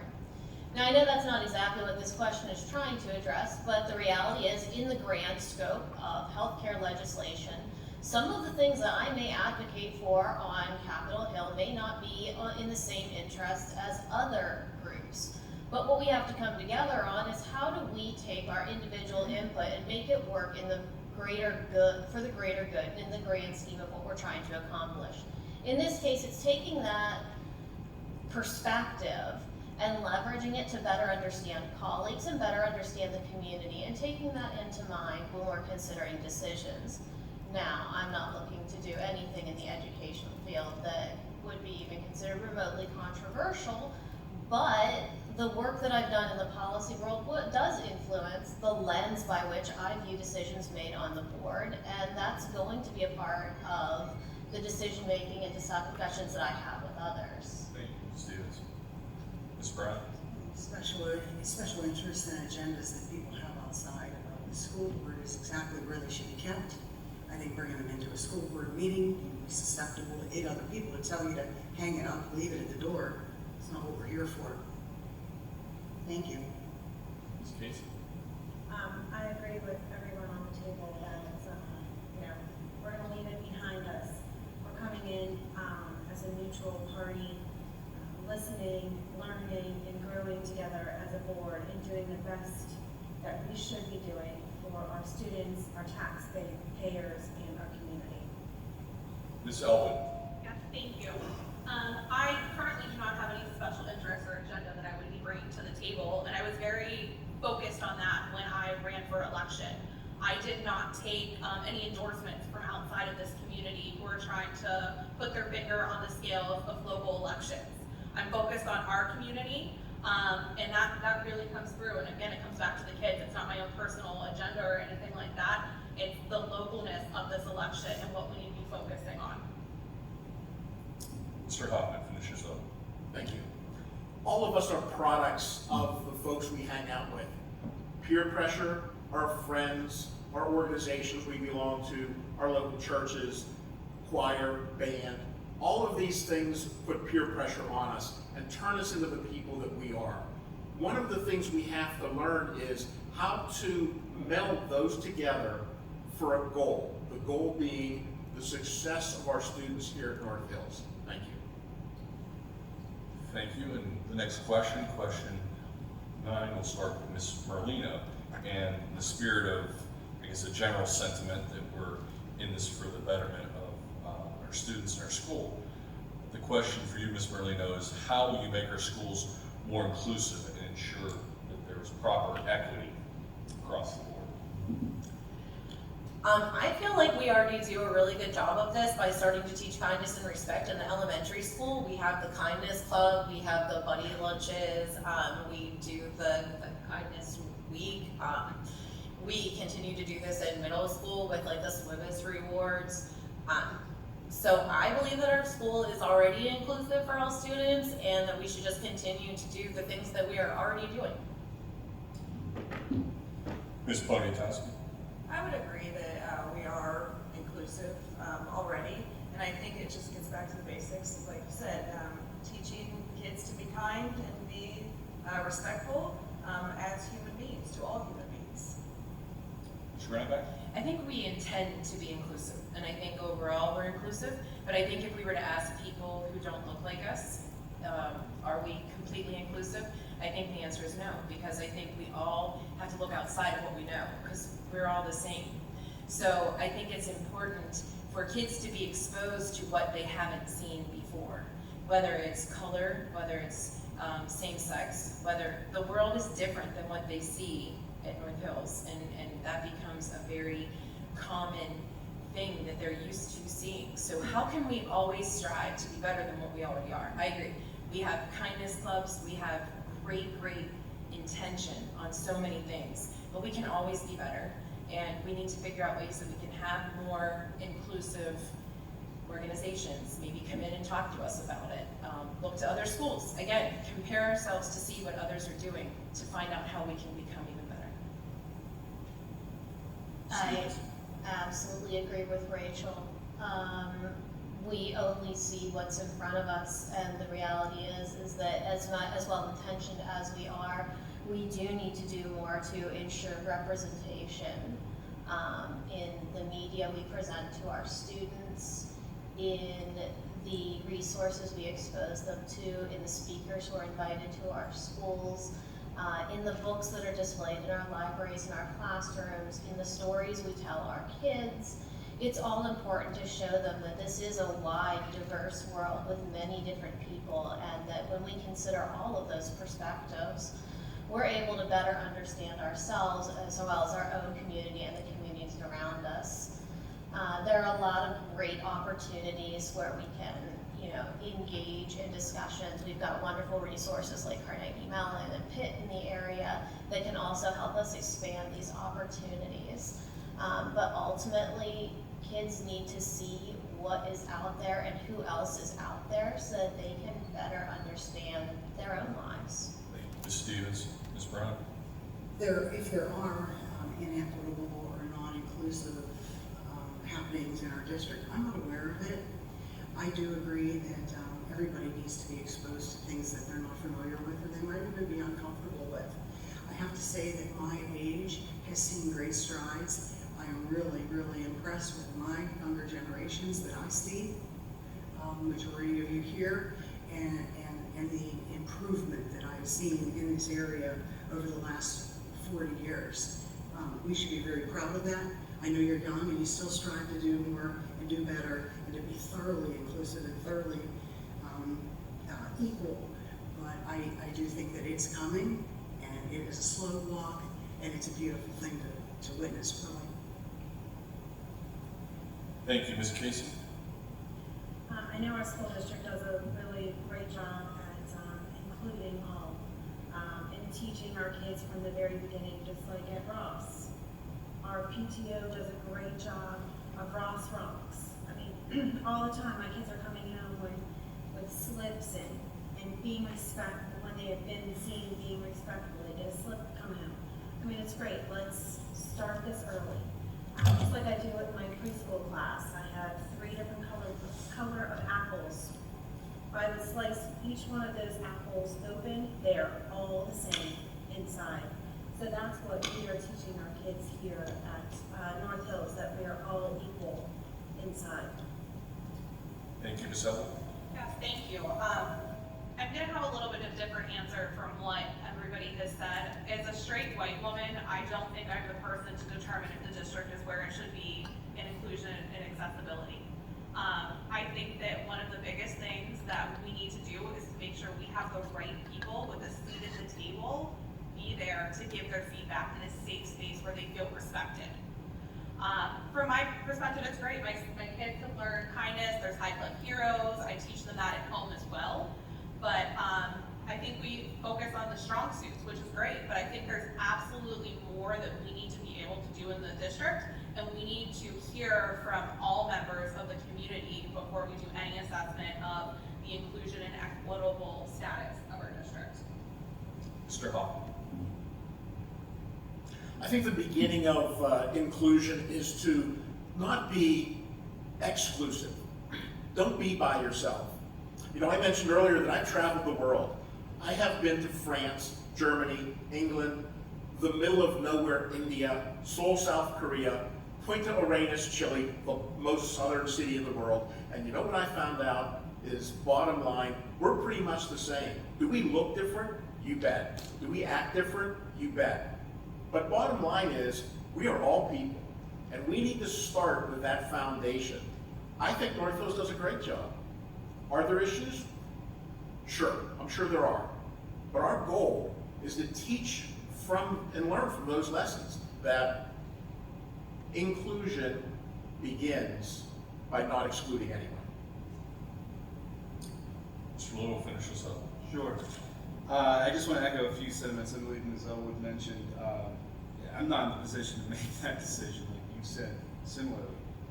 You know, I believe that we do a great job. That's my personal opinion. But then when I solicit feedback from folks who don't look like me, don't sound like me, may love someone different than I do, and tell me that they're scared in this district, I can't laugh them off.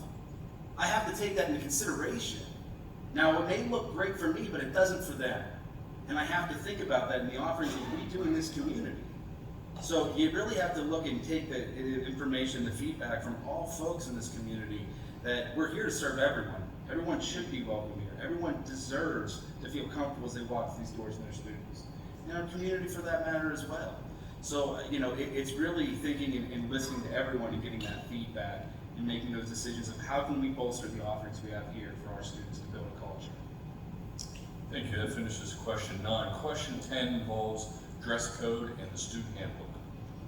How strictly should it be enforced? What does your ideal dress code look like? Would you consider implementing uniforms for the school?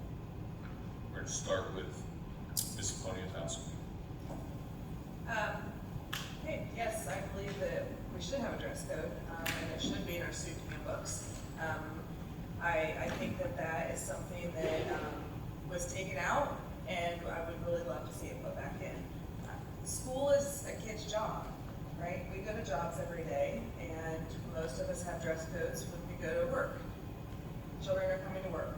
They're coming to school as their job to work, and they need to follow a dress code. They need to be covered. They need to not be distracted to others. And I would not be opposed to uniforms. My daughter would want me to hear me say that, but I would not be opposed to that at all. Thank you, Ms. Poniatowski. Ms. Runnebeck? So I was raised that you're a product of what your upbringing was. And so I'm going back to it starts at home. And so my hope is that as parents and as community members, we are recognizing, because we're not dumb people, we're recognizing what should and shouldn't be and that there are boundaries.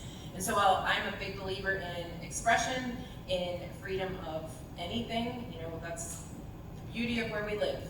I think that there are boundaries, but I think there's a difference between a dress code based on perhaps a religion or something that you follow that maybe is different than everybody else, opposed to being scantily clothed, which is a completely different conversation.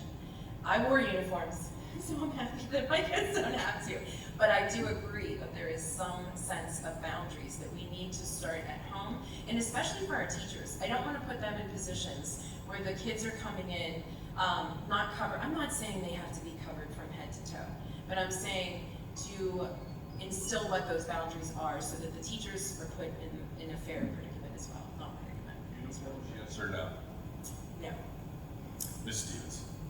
I'm deeply uncomfortable with any policy that effectively determines the worthiness of a child to participate in the classroom hinges on the clothing on their backs. Assigning our educators with enforcement tasks crudely undermines their academic training and functional experience and diminishes them to nothing more than the de facto fashion police. Furthermore, it's really unnerving to see primarily girls and almost exclusively minors' bodies under surveillance by adults. Often this leads to objectification, judgment, and cruel commentary. Unfortunately, the majority of dress codes do come from grotesque beliefs, like that the bodies of young women are somehow vulgar, that our boys are just inherently distracted by girls' bodies and little more than impulsive predators, and I certainly don't have that view of my sons, or the sons of anyone else, and that it is normal and right to comment utterly unprompted on the flesh of minors. I think it's a lot more important that we focus on educating our students to value friendship over fabric. Thank you, Ms. Stevens. Uniforms, yes or no? No. Ms. Brown, you're up. I'm not You interested. can start uniforms. I'm not interested in uniforms, I'm not. Thank you. Any comment on the dress code?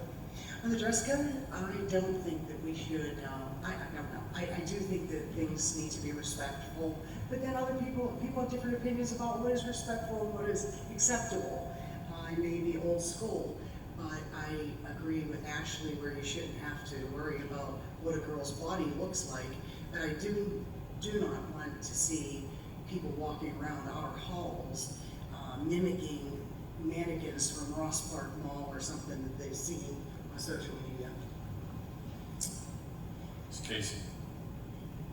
I am against uniforms, but I am in favor of having each child dress respectfully. Again, that does come back to the parents. What do I want my son, what do I want my daughter to represent my family as? Thank you. Ms. Selby. Yes, thank you. I want to clarify one thing, or for my personal opinion, when we talk about jobs, I don't know if anybody else's workplace has changed since COVID. I manage a large staff, as I shared earlier, and I allow my staff to come to work in what they're comfortable in. What they're comfortable in is what they're going to thrive. If we're meeting with a large funder, or I'm meeting with the board of directors, I wear attire similar to what I'm wearing right now, but I want people to be able to be comfortable and not be in fear of being called a distraction to others, or questioned about how much skin they're showing. As Ashley and Ms. Stevens shared, that frequently falls the burden and is directed towards females. The district clearly states that the board will not interfere with the rights of students, their parents, and guardians to make decisions regarding students' appearance, except for when the choices disrupt the educational program of the schools. So I think we have to leave it up to the parental rights. I think we need to empower parents, just as Ms. Casey said, to be able to make the decision that they feel is best for their children on what they wear to school. And we need to teach our own children to be respectful of others. And I am not in favor of dress or uniforms. I did it when I went to Catholic school. I always was trying to accessorize them. Mr. Hoffman. Thank you. The whole reason why uniforms come into play is because of unacceptable dress for the place you're at. So if you are in business, if you are going to school, if you are going to church, if you are going to a wedding, there are certain expectations of dress, especially when it's stated. My wife and I were on a wonderful cruise. I wore a suit to dinner every night, except 2 where I wore a tuxedo. That was the requirement. The school district board needs to decide what the appropriate dress code is for where we are. I offered a suggestion at one of the board meetings. It was an interesting statement when I came up with it, but you need to start somewhere. You need to say, okay, yeah, that's a good idea, does it fit? You need to make these things simple and easy for everyone to interpret and understand. Thank you. If uniforms are required, yes. Mr. Little. I'm going to answer it backwards, and I want to kind of allude to how you wear 2 hats, right? What I personally think is, Dad Phil, and what I think is school director. Dad Phil, I love school uniforms. I'd save a ton of money on having to buy clothes, and I think all of you would agree. However, school board Phil, I don't think that's the same answer, right? I couldn't get behind it. I'm going to echo the sentiments that several folks up here already said. I think that it needs to be a conversation between parent and guardian at home, what they find and deem is appropriate for them to come to school in, right? And that's where it starts. And I think that that's where the conversation begins before they walk to the doors here at any building here in the North Hills School District. Ms. Merlin, finish this up. I'm going to reflect on my own experience in 9th grade when I was sent home from North Hills for my Beavis and Butthead attire. I thought it was appropriate to wear to school. My parents were totally fine with it. So I 100% believe that it is up to a parent or guardian to decide, the clothes that you buy your children and what they wear to school. Would I be in favor of uniforms? Absolutely not. Thank you. That concludes question 10. Question 11, we'll start with Ms. Rennebeck. And this question came in on a financial issue. The question was, and I'd like to modify it a little bit, how can the school district reduce costs and bring families back to the brick and mortars, the buildings versus charter and cyber schools? And I would also add sub B, what is your belief on charter and cyber schools as compared to brick and mortar here in North Hills School District? And the question is reducing costs. For cyber school and charter school, bringing families back into the school building. So I'm a big proponent in having children in the school. I think that education is paramount, but I think that education is better whenever served in the school in which you reside. Having the socialization, having the opportunity to go from class to class, seeing different people, having a different teacher perspective, all of that is exceptionally important. Being one of the finance chairs, I know that it's not easy for our budget to always have everything that we would want. The magic wand thing again, right? If we could have a fully staffed school with every teacher, with 20 kids in each class, we would all be happy, I would think. I don't think it's as black and white as do I agree or don't I agree. I know some people have a very strong opinion. For me, with 3 children here at North Hills, I think it's clear that I don't find it to be the option for me. But as we talk about compromise and understand that for other people it works, I would be willing to listen to the reasons why. Ms. Stevens? Sure. So charter school funding certainly pulls millions of dollars out of our district every year. How we claw that back, of course, is legislative change at the state level. I'm not sure how the school board can affect that. However, it is pretty clear that the way charter schools are funded, they do receive more than their share per student, especially when they designate students as having special needs, despite maybe not being designated in their home school. So we do know that they are, bringing in more money out of our districts, but simultaneously subject to fewer regulations and restrictions in our schools, as well as less arduous reporting standards. That's all incredibly problematic. Now, for me, it's obviously not the right choice for my family. For another family, if you want to send your kids to a private school, charter school, that's fine. But I do believe that if you are sending them out of district, you should be paying for it out of your own pocket. Thank you, Ms. Stevens. Ms. Brown? Silent, charter, private, I think that those are all options for families that deem them appropriate just for their needs. We don't know why people go that way, but I would hate to say that it is because North Hills isn't doing a good enough job. I would like to attract, to keep those people here. I'd like to keep the money here. And when we take all the kids that we lose times the $19,000 a year or whatever, it would be worthwhile us becoming the premier school district that I'd love to see. And combination that is something I'm sure about. But I know that if we stay that course, people will stop looking elsewhere to send their kids, and we will be able to retain them, hopefully. Keep them right here. Ms. Casey? Yes, so each student does learn differently. Each student thrives in the environment that they're going to thrive in. We here at North Hills do a very great job at including everyone within our curriculum. Myself personally, I did homeschool with one student privately, 8th and 9th grade, and that was just for a short season and time in that student's life. So yes, maybe there is a little, bonus that we could have a student jump out of our district and then come back in. So each case is very different. Ms. L?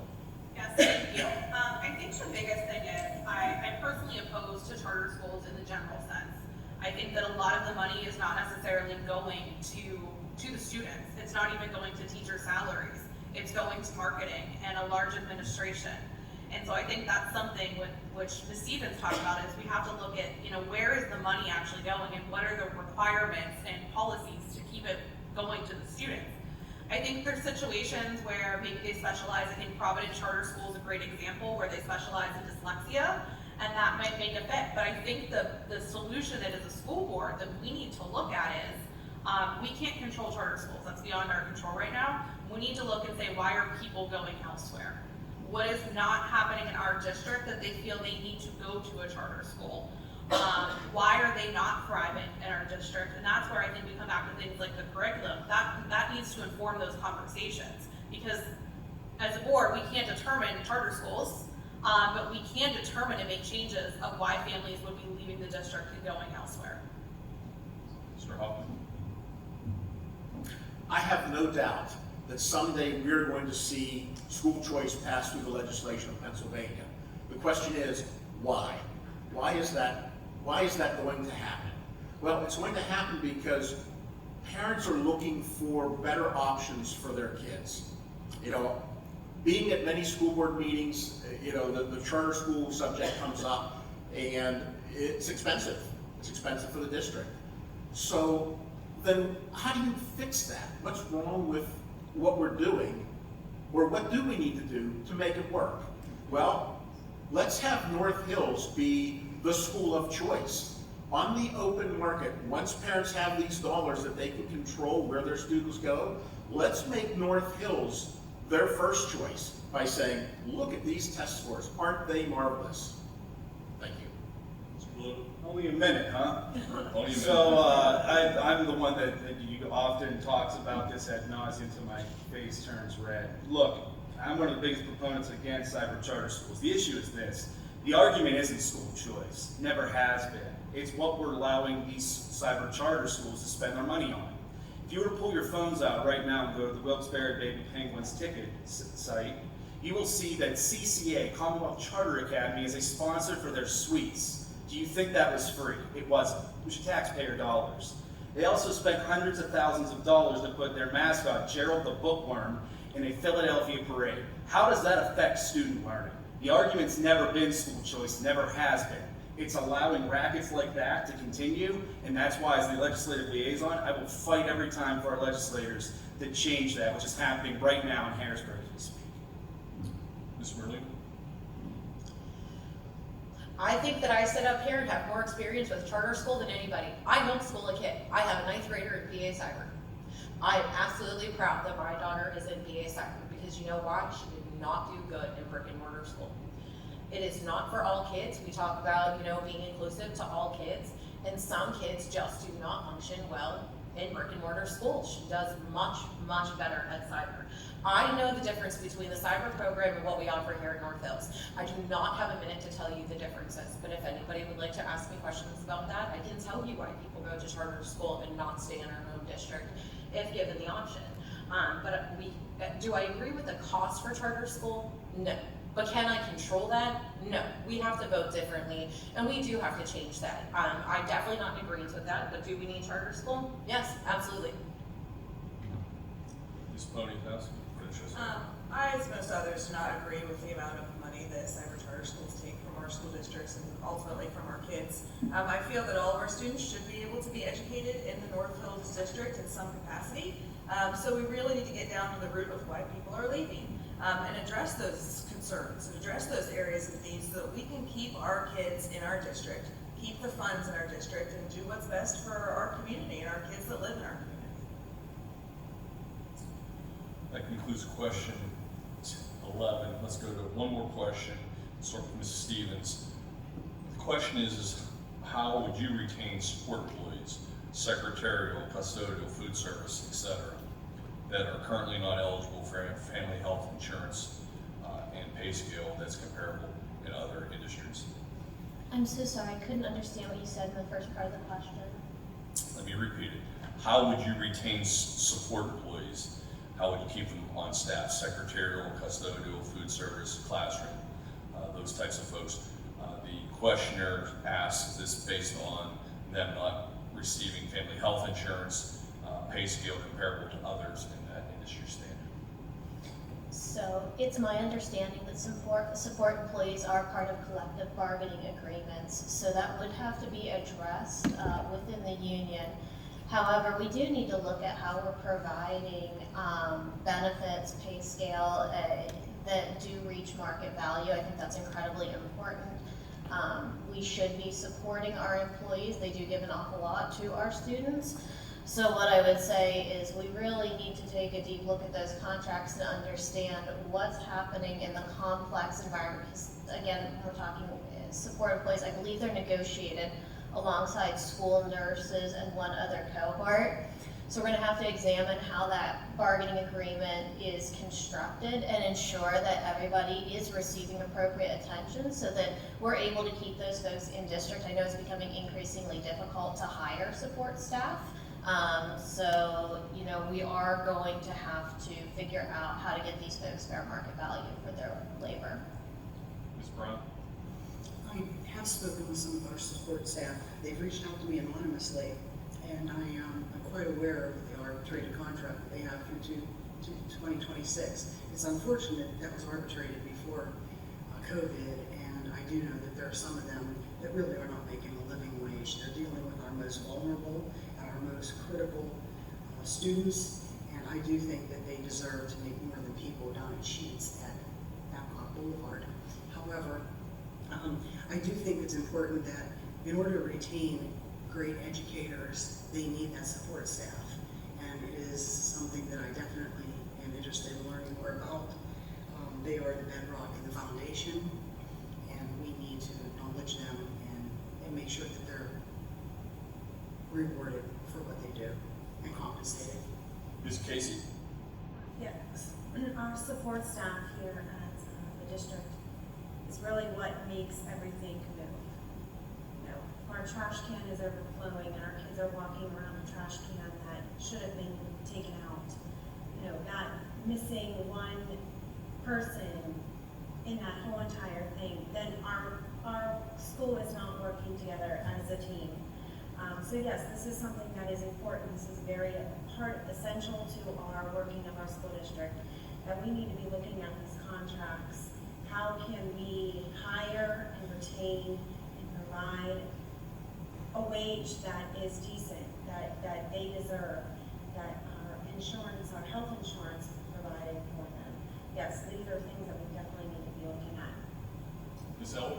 Yes, thank you. I don't think you could talk to one teacher, one building principal in this district, and they would be able to tell you that they could operate without the support staff that they use every day. It's the secretaries, it's the paraprofessionals, it's the janitorial staff. They make everything function.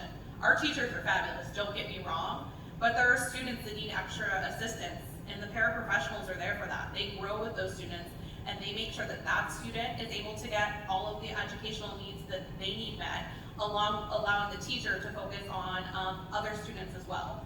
I know Highcliffe recently has had like a shuffling of secretaries, and Mrs. Bilderback is the best principal ever. She is my favorite person. I will die on that hill. And we can burn out other people like Mrs. Bilderback when we don't have the correct support staff there to support her. When she's short on staff, it burns out the other staff. I'm not familiar with them not being eligible for benefits. It's something I want to learn more about because I think that's something that definitely needs to be considered and reviewed when we look at contract negotiations, as well as the wages. Their jobs have changed drastically since COVID. Thank you, Ms. Melvin. Mr. Huff.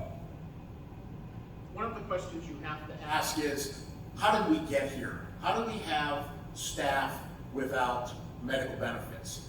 Well, there are two reasons. One is history. Historically, these positions didn't include benefits.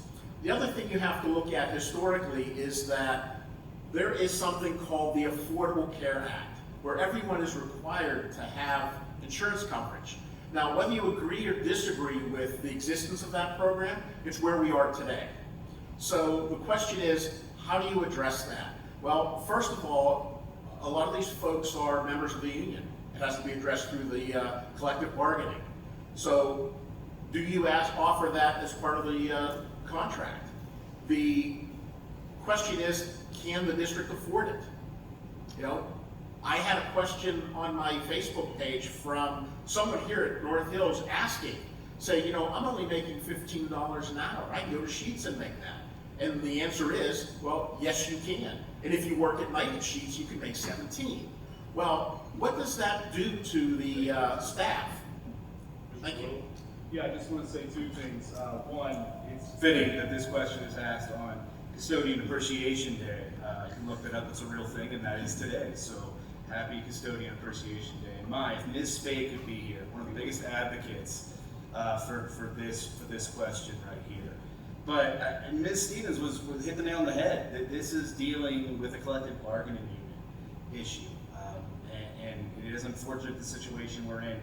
I think that if you're asking from a school board perspective, you kind of have to do the beautiful dance of understanding we have to be able to provide a number and a package that is attractive to that organization or that collective bargaining unit while making sure that we are being good stewards of the taxpayer dollars. I want to mention we just had this conversation as the board of directors of the Allegheny Intermediate Unit of how we fill these gaps and can't find people to be the support staff. So while an unfortunate situation, it's simply not unique to the North Hills School District. Ms. Merlino?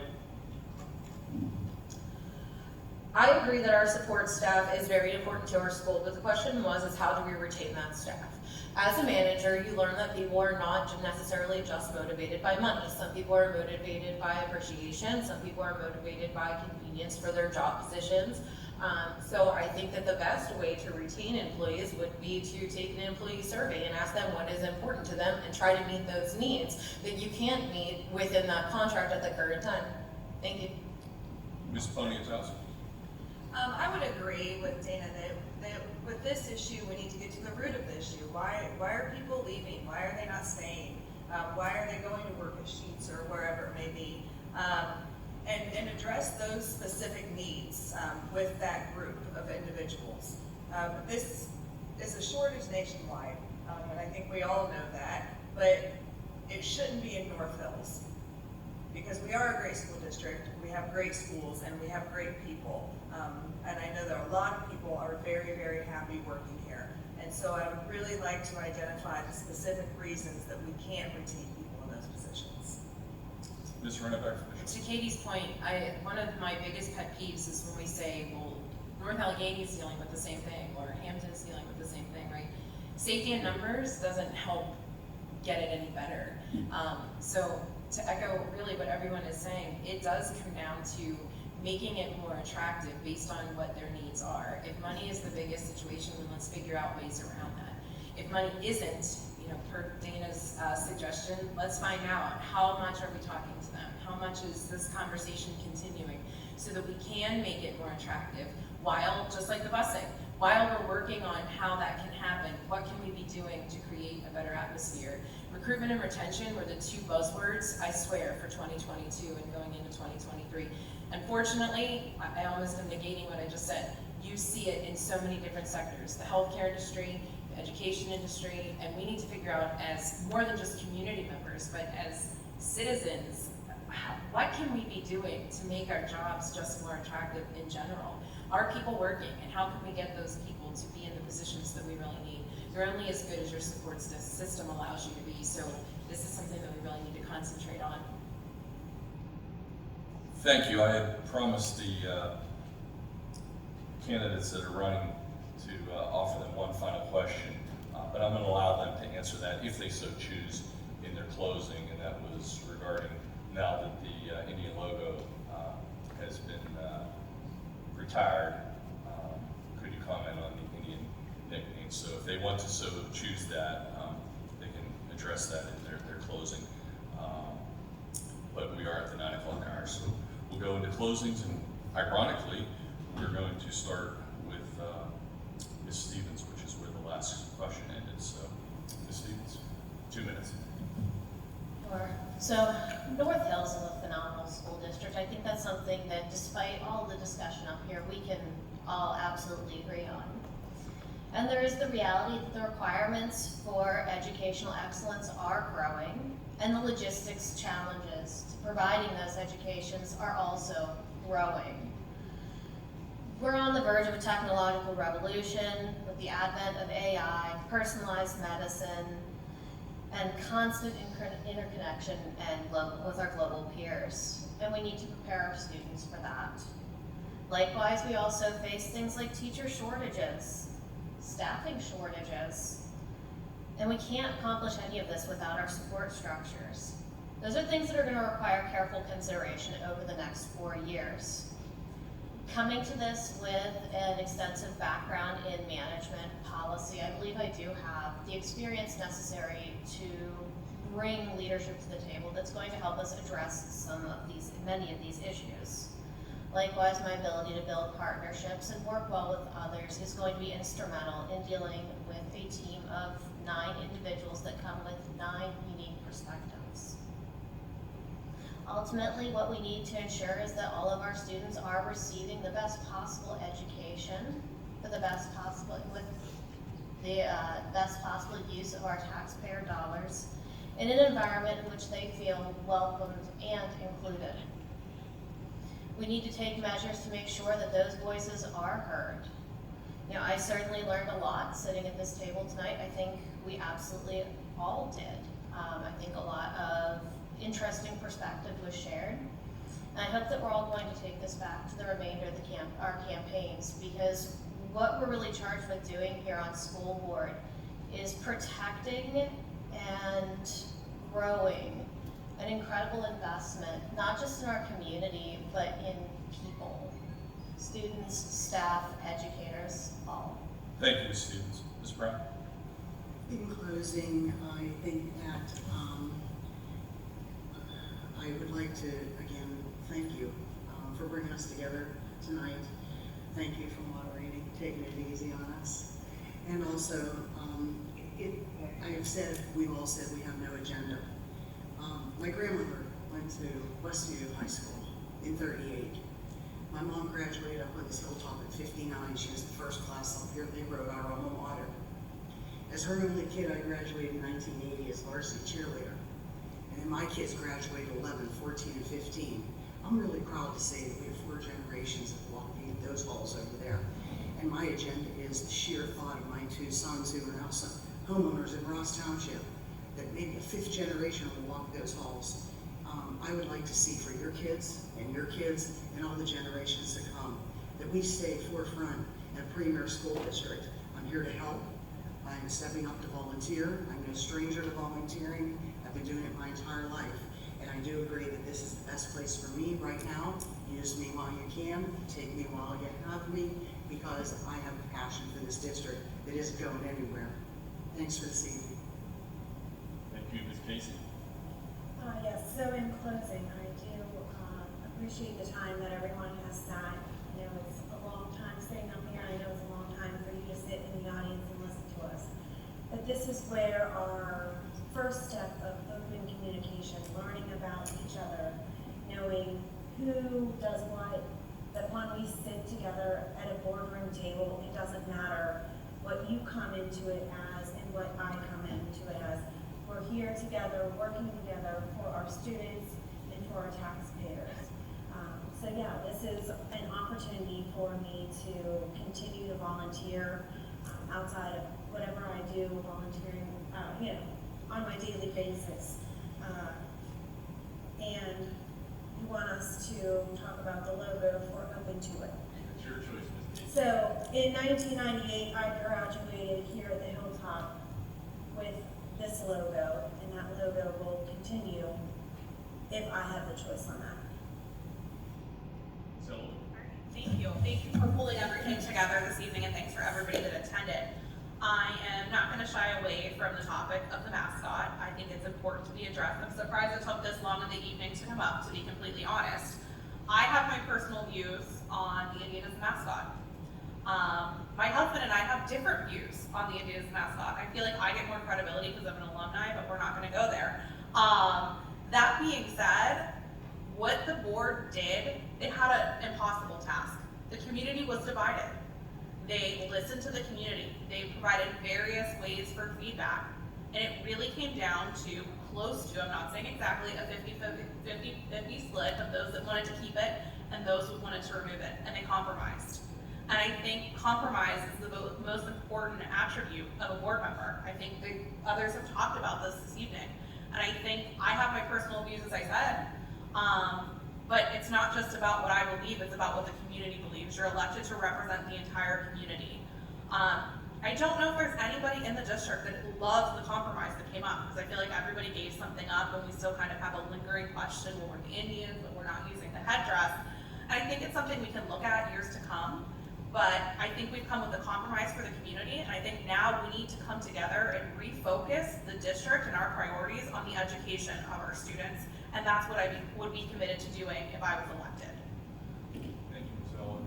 Mr. Hoffman. Thank you to the folks that put this together tonight, Judge Obiella, and especially all the parents and taxpayers that showed up this evening. Thank you very much for coming. My life, both professionally and privately, has been one of service. I use these experiences that I have gained throughout my life to serve the students, faculty, staff, and the taxpayers of North Hills School District. Working in the medical device industry for the last 20 years has given me insight to the processes that will help me become a successful board member. I'll put these skills to work as a member of the North Hills School Boards. Thank you for honoring me with the ability to attend this evening, and we need to have symbols of integrity, of honor, of bravery. All of those things are what the Indian represented. So there's my position. Thank you. Mr. Little. So two things here. Number one, I want to again reiterate thank you for all that who were able to make this happen tonight. Again, I said at the beginning and I say it again, this is not something that happens in every district. This is a very unique presentation and event that you get to learn about the candidates who appear on the ballot. So again, thank you for making that happen. Secondly, as I walked out the door, my oldest son said, "Where are you going?" And I said, "To go talk to people in the community. I serve on the school board."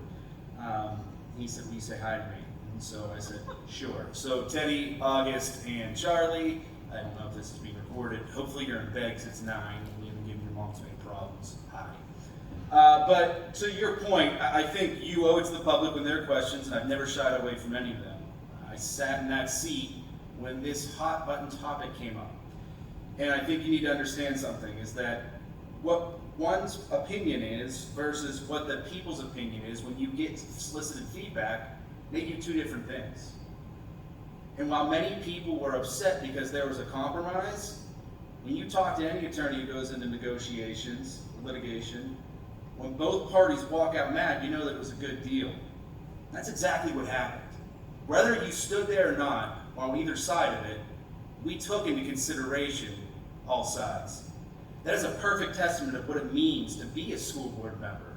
not walking in with your personal agenda, not being closed-minded, but listening to all facets and then making a decision on it. So I couldn't thank you for asking that question, because that shines a direct reflection of what it means truly to be a school board member. Thank you. Ms. Merlino. Again, thank you for the opportunity to letting us be here and answer these questions on our positions. But this is only a handful of questions, and I'm sure that some of us have opinions on different things. You know, my strong point is finances, and we didn't really talk about that a lot this evening, so I appreciate everybody that came here tonight. But I would ask that, you know, after we leave this room, that the conversation continues. It is important on who your candidates are and what direction that your school goes in. So, you know, thank you for listening to all of us this evening. But, you know, please tell your friends and family, you know, to at least watch this, or if it was not recorded, you know, continue to ask us questions. We don't actually get a lot of that from the public. And as far as the mascot is concerned, I am a proud North Hills graduate. Go Indians! Ms. Podium-Townsend.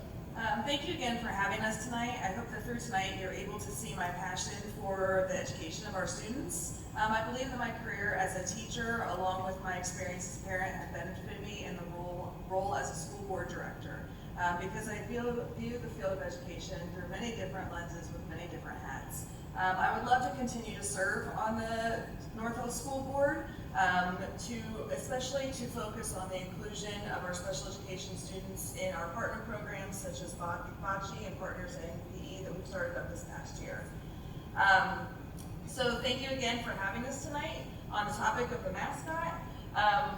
Open to discussion, as I'm open to discussion about anything. But again, I feel like our focus needs to be on the education of our children, and the daily impact of that is not necessarily in the Indian, but it's in the curriculum and what is happening in our classrooms and what our teachers are doing and what our students are learning. Ms. Grinnebeck, finished. Again, I'm a product of a Catholic school education, went to Pitt and Johnstown, where there was a non-denominational church, and I had no idea what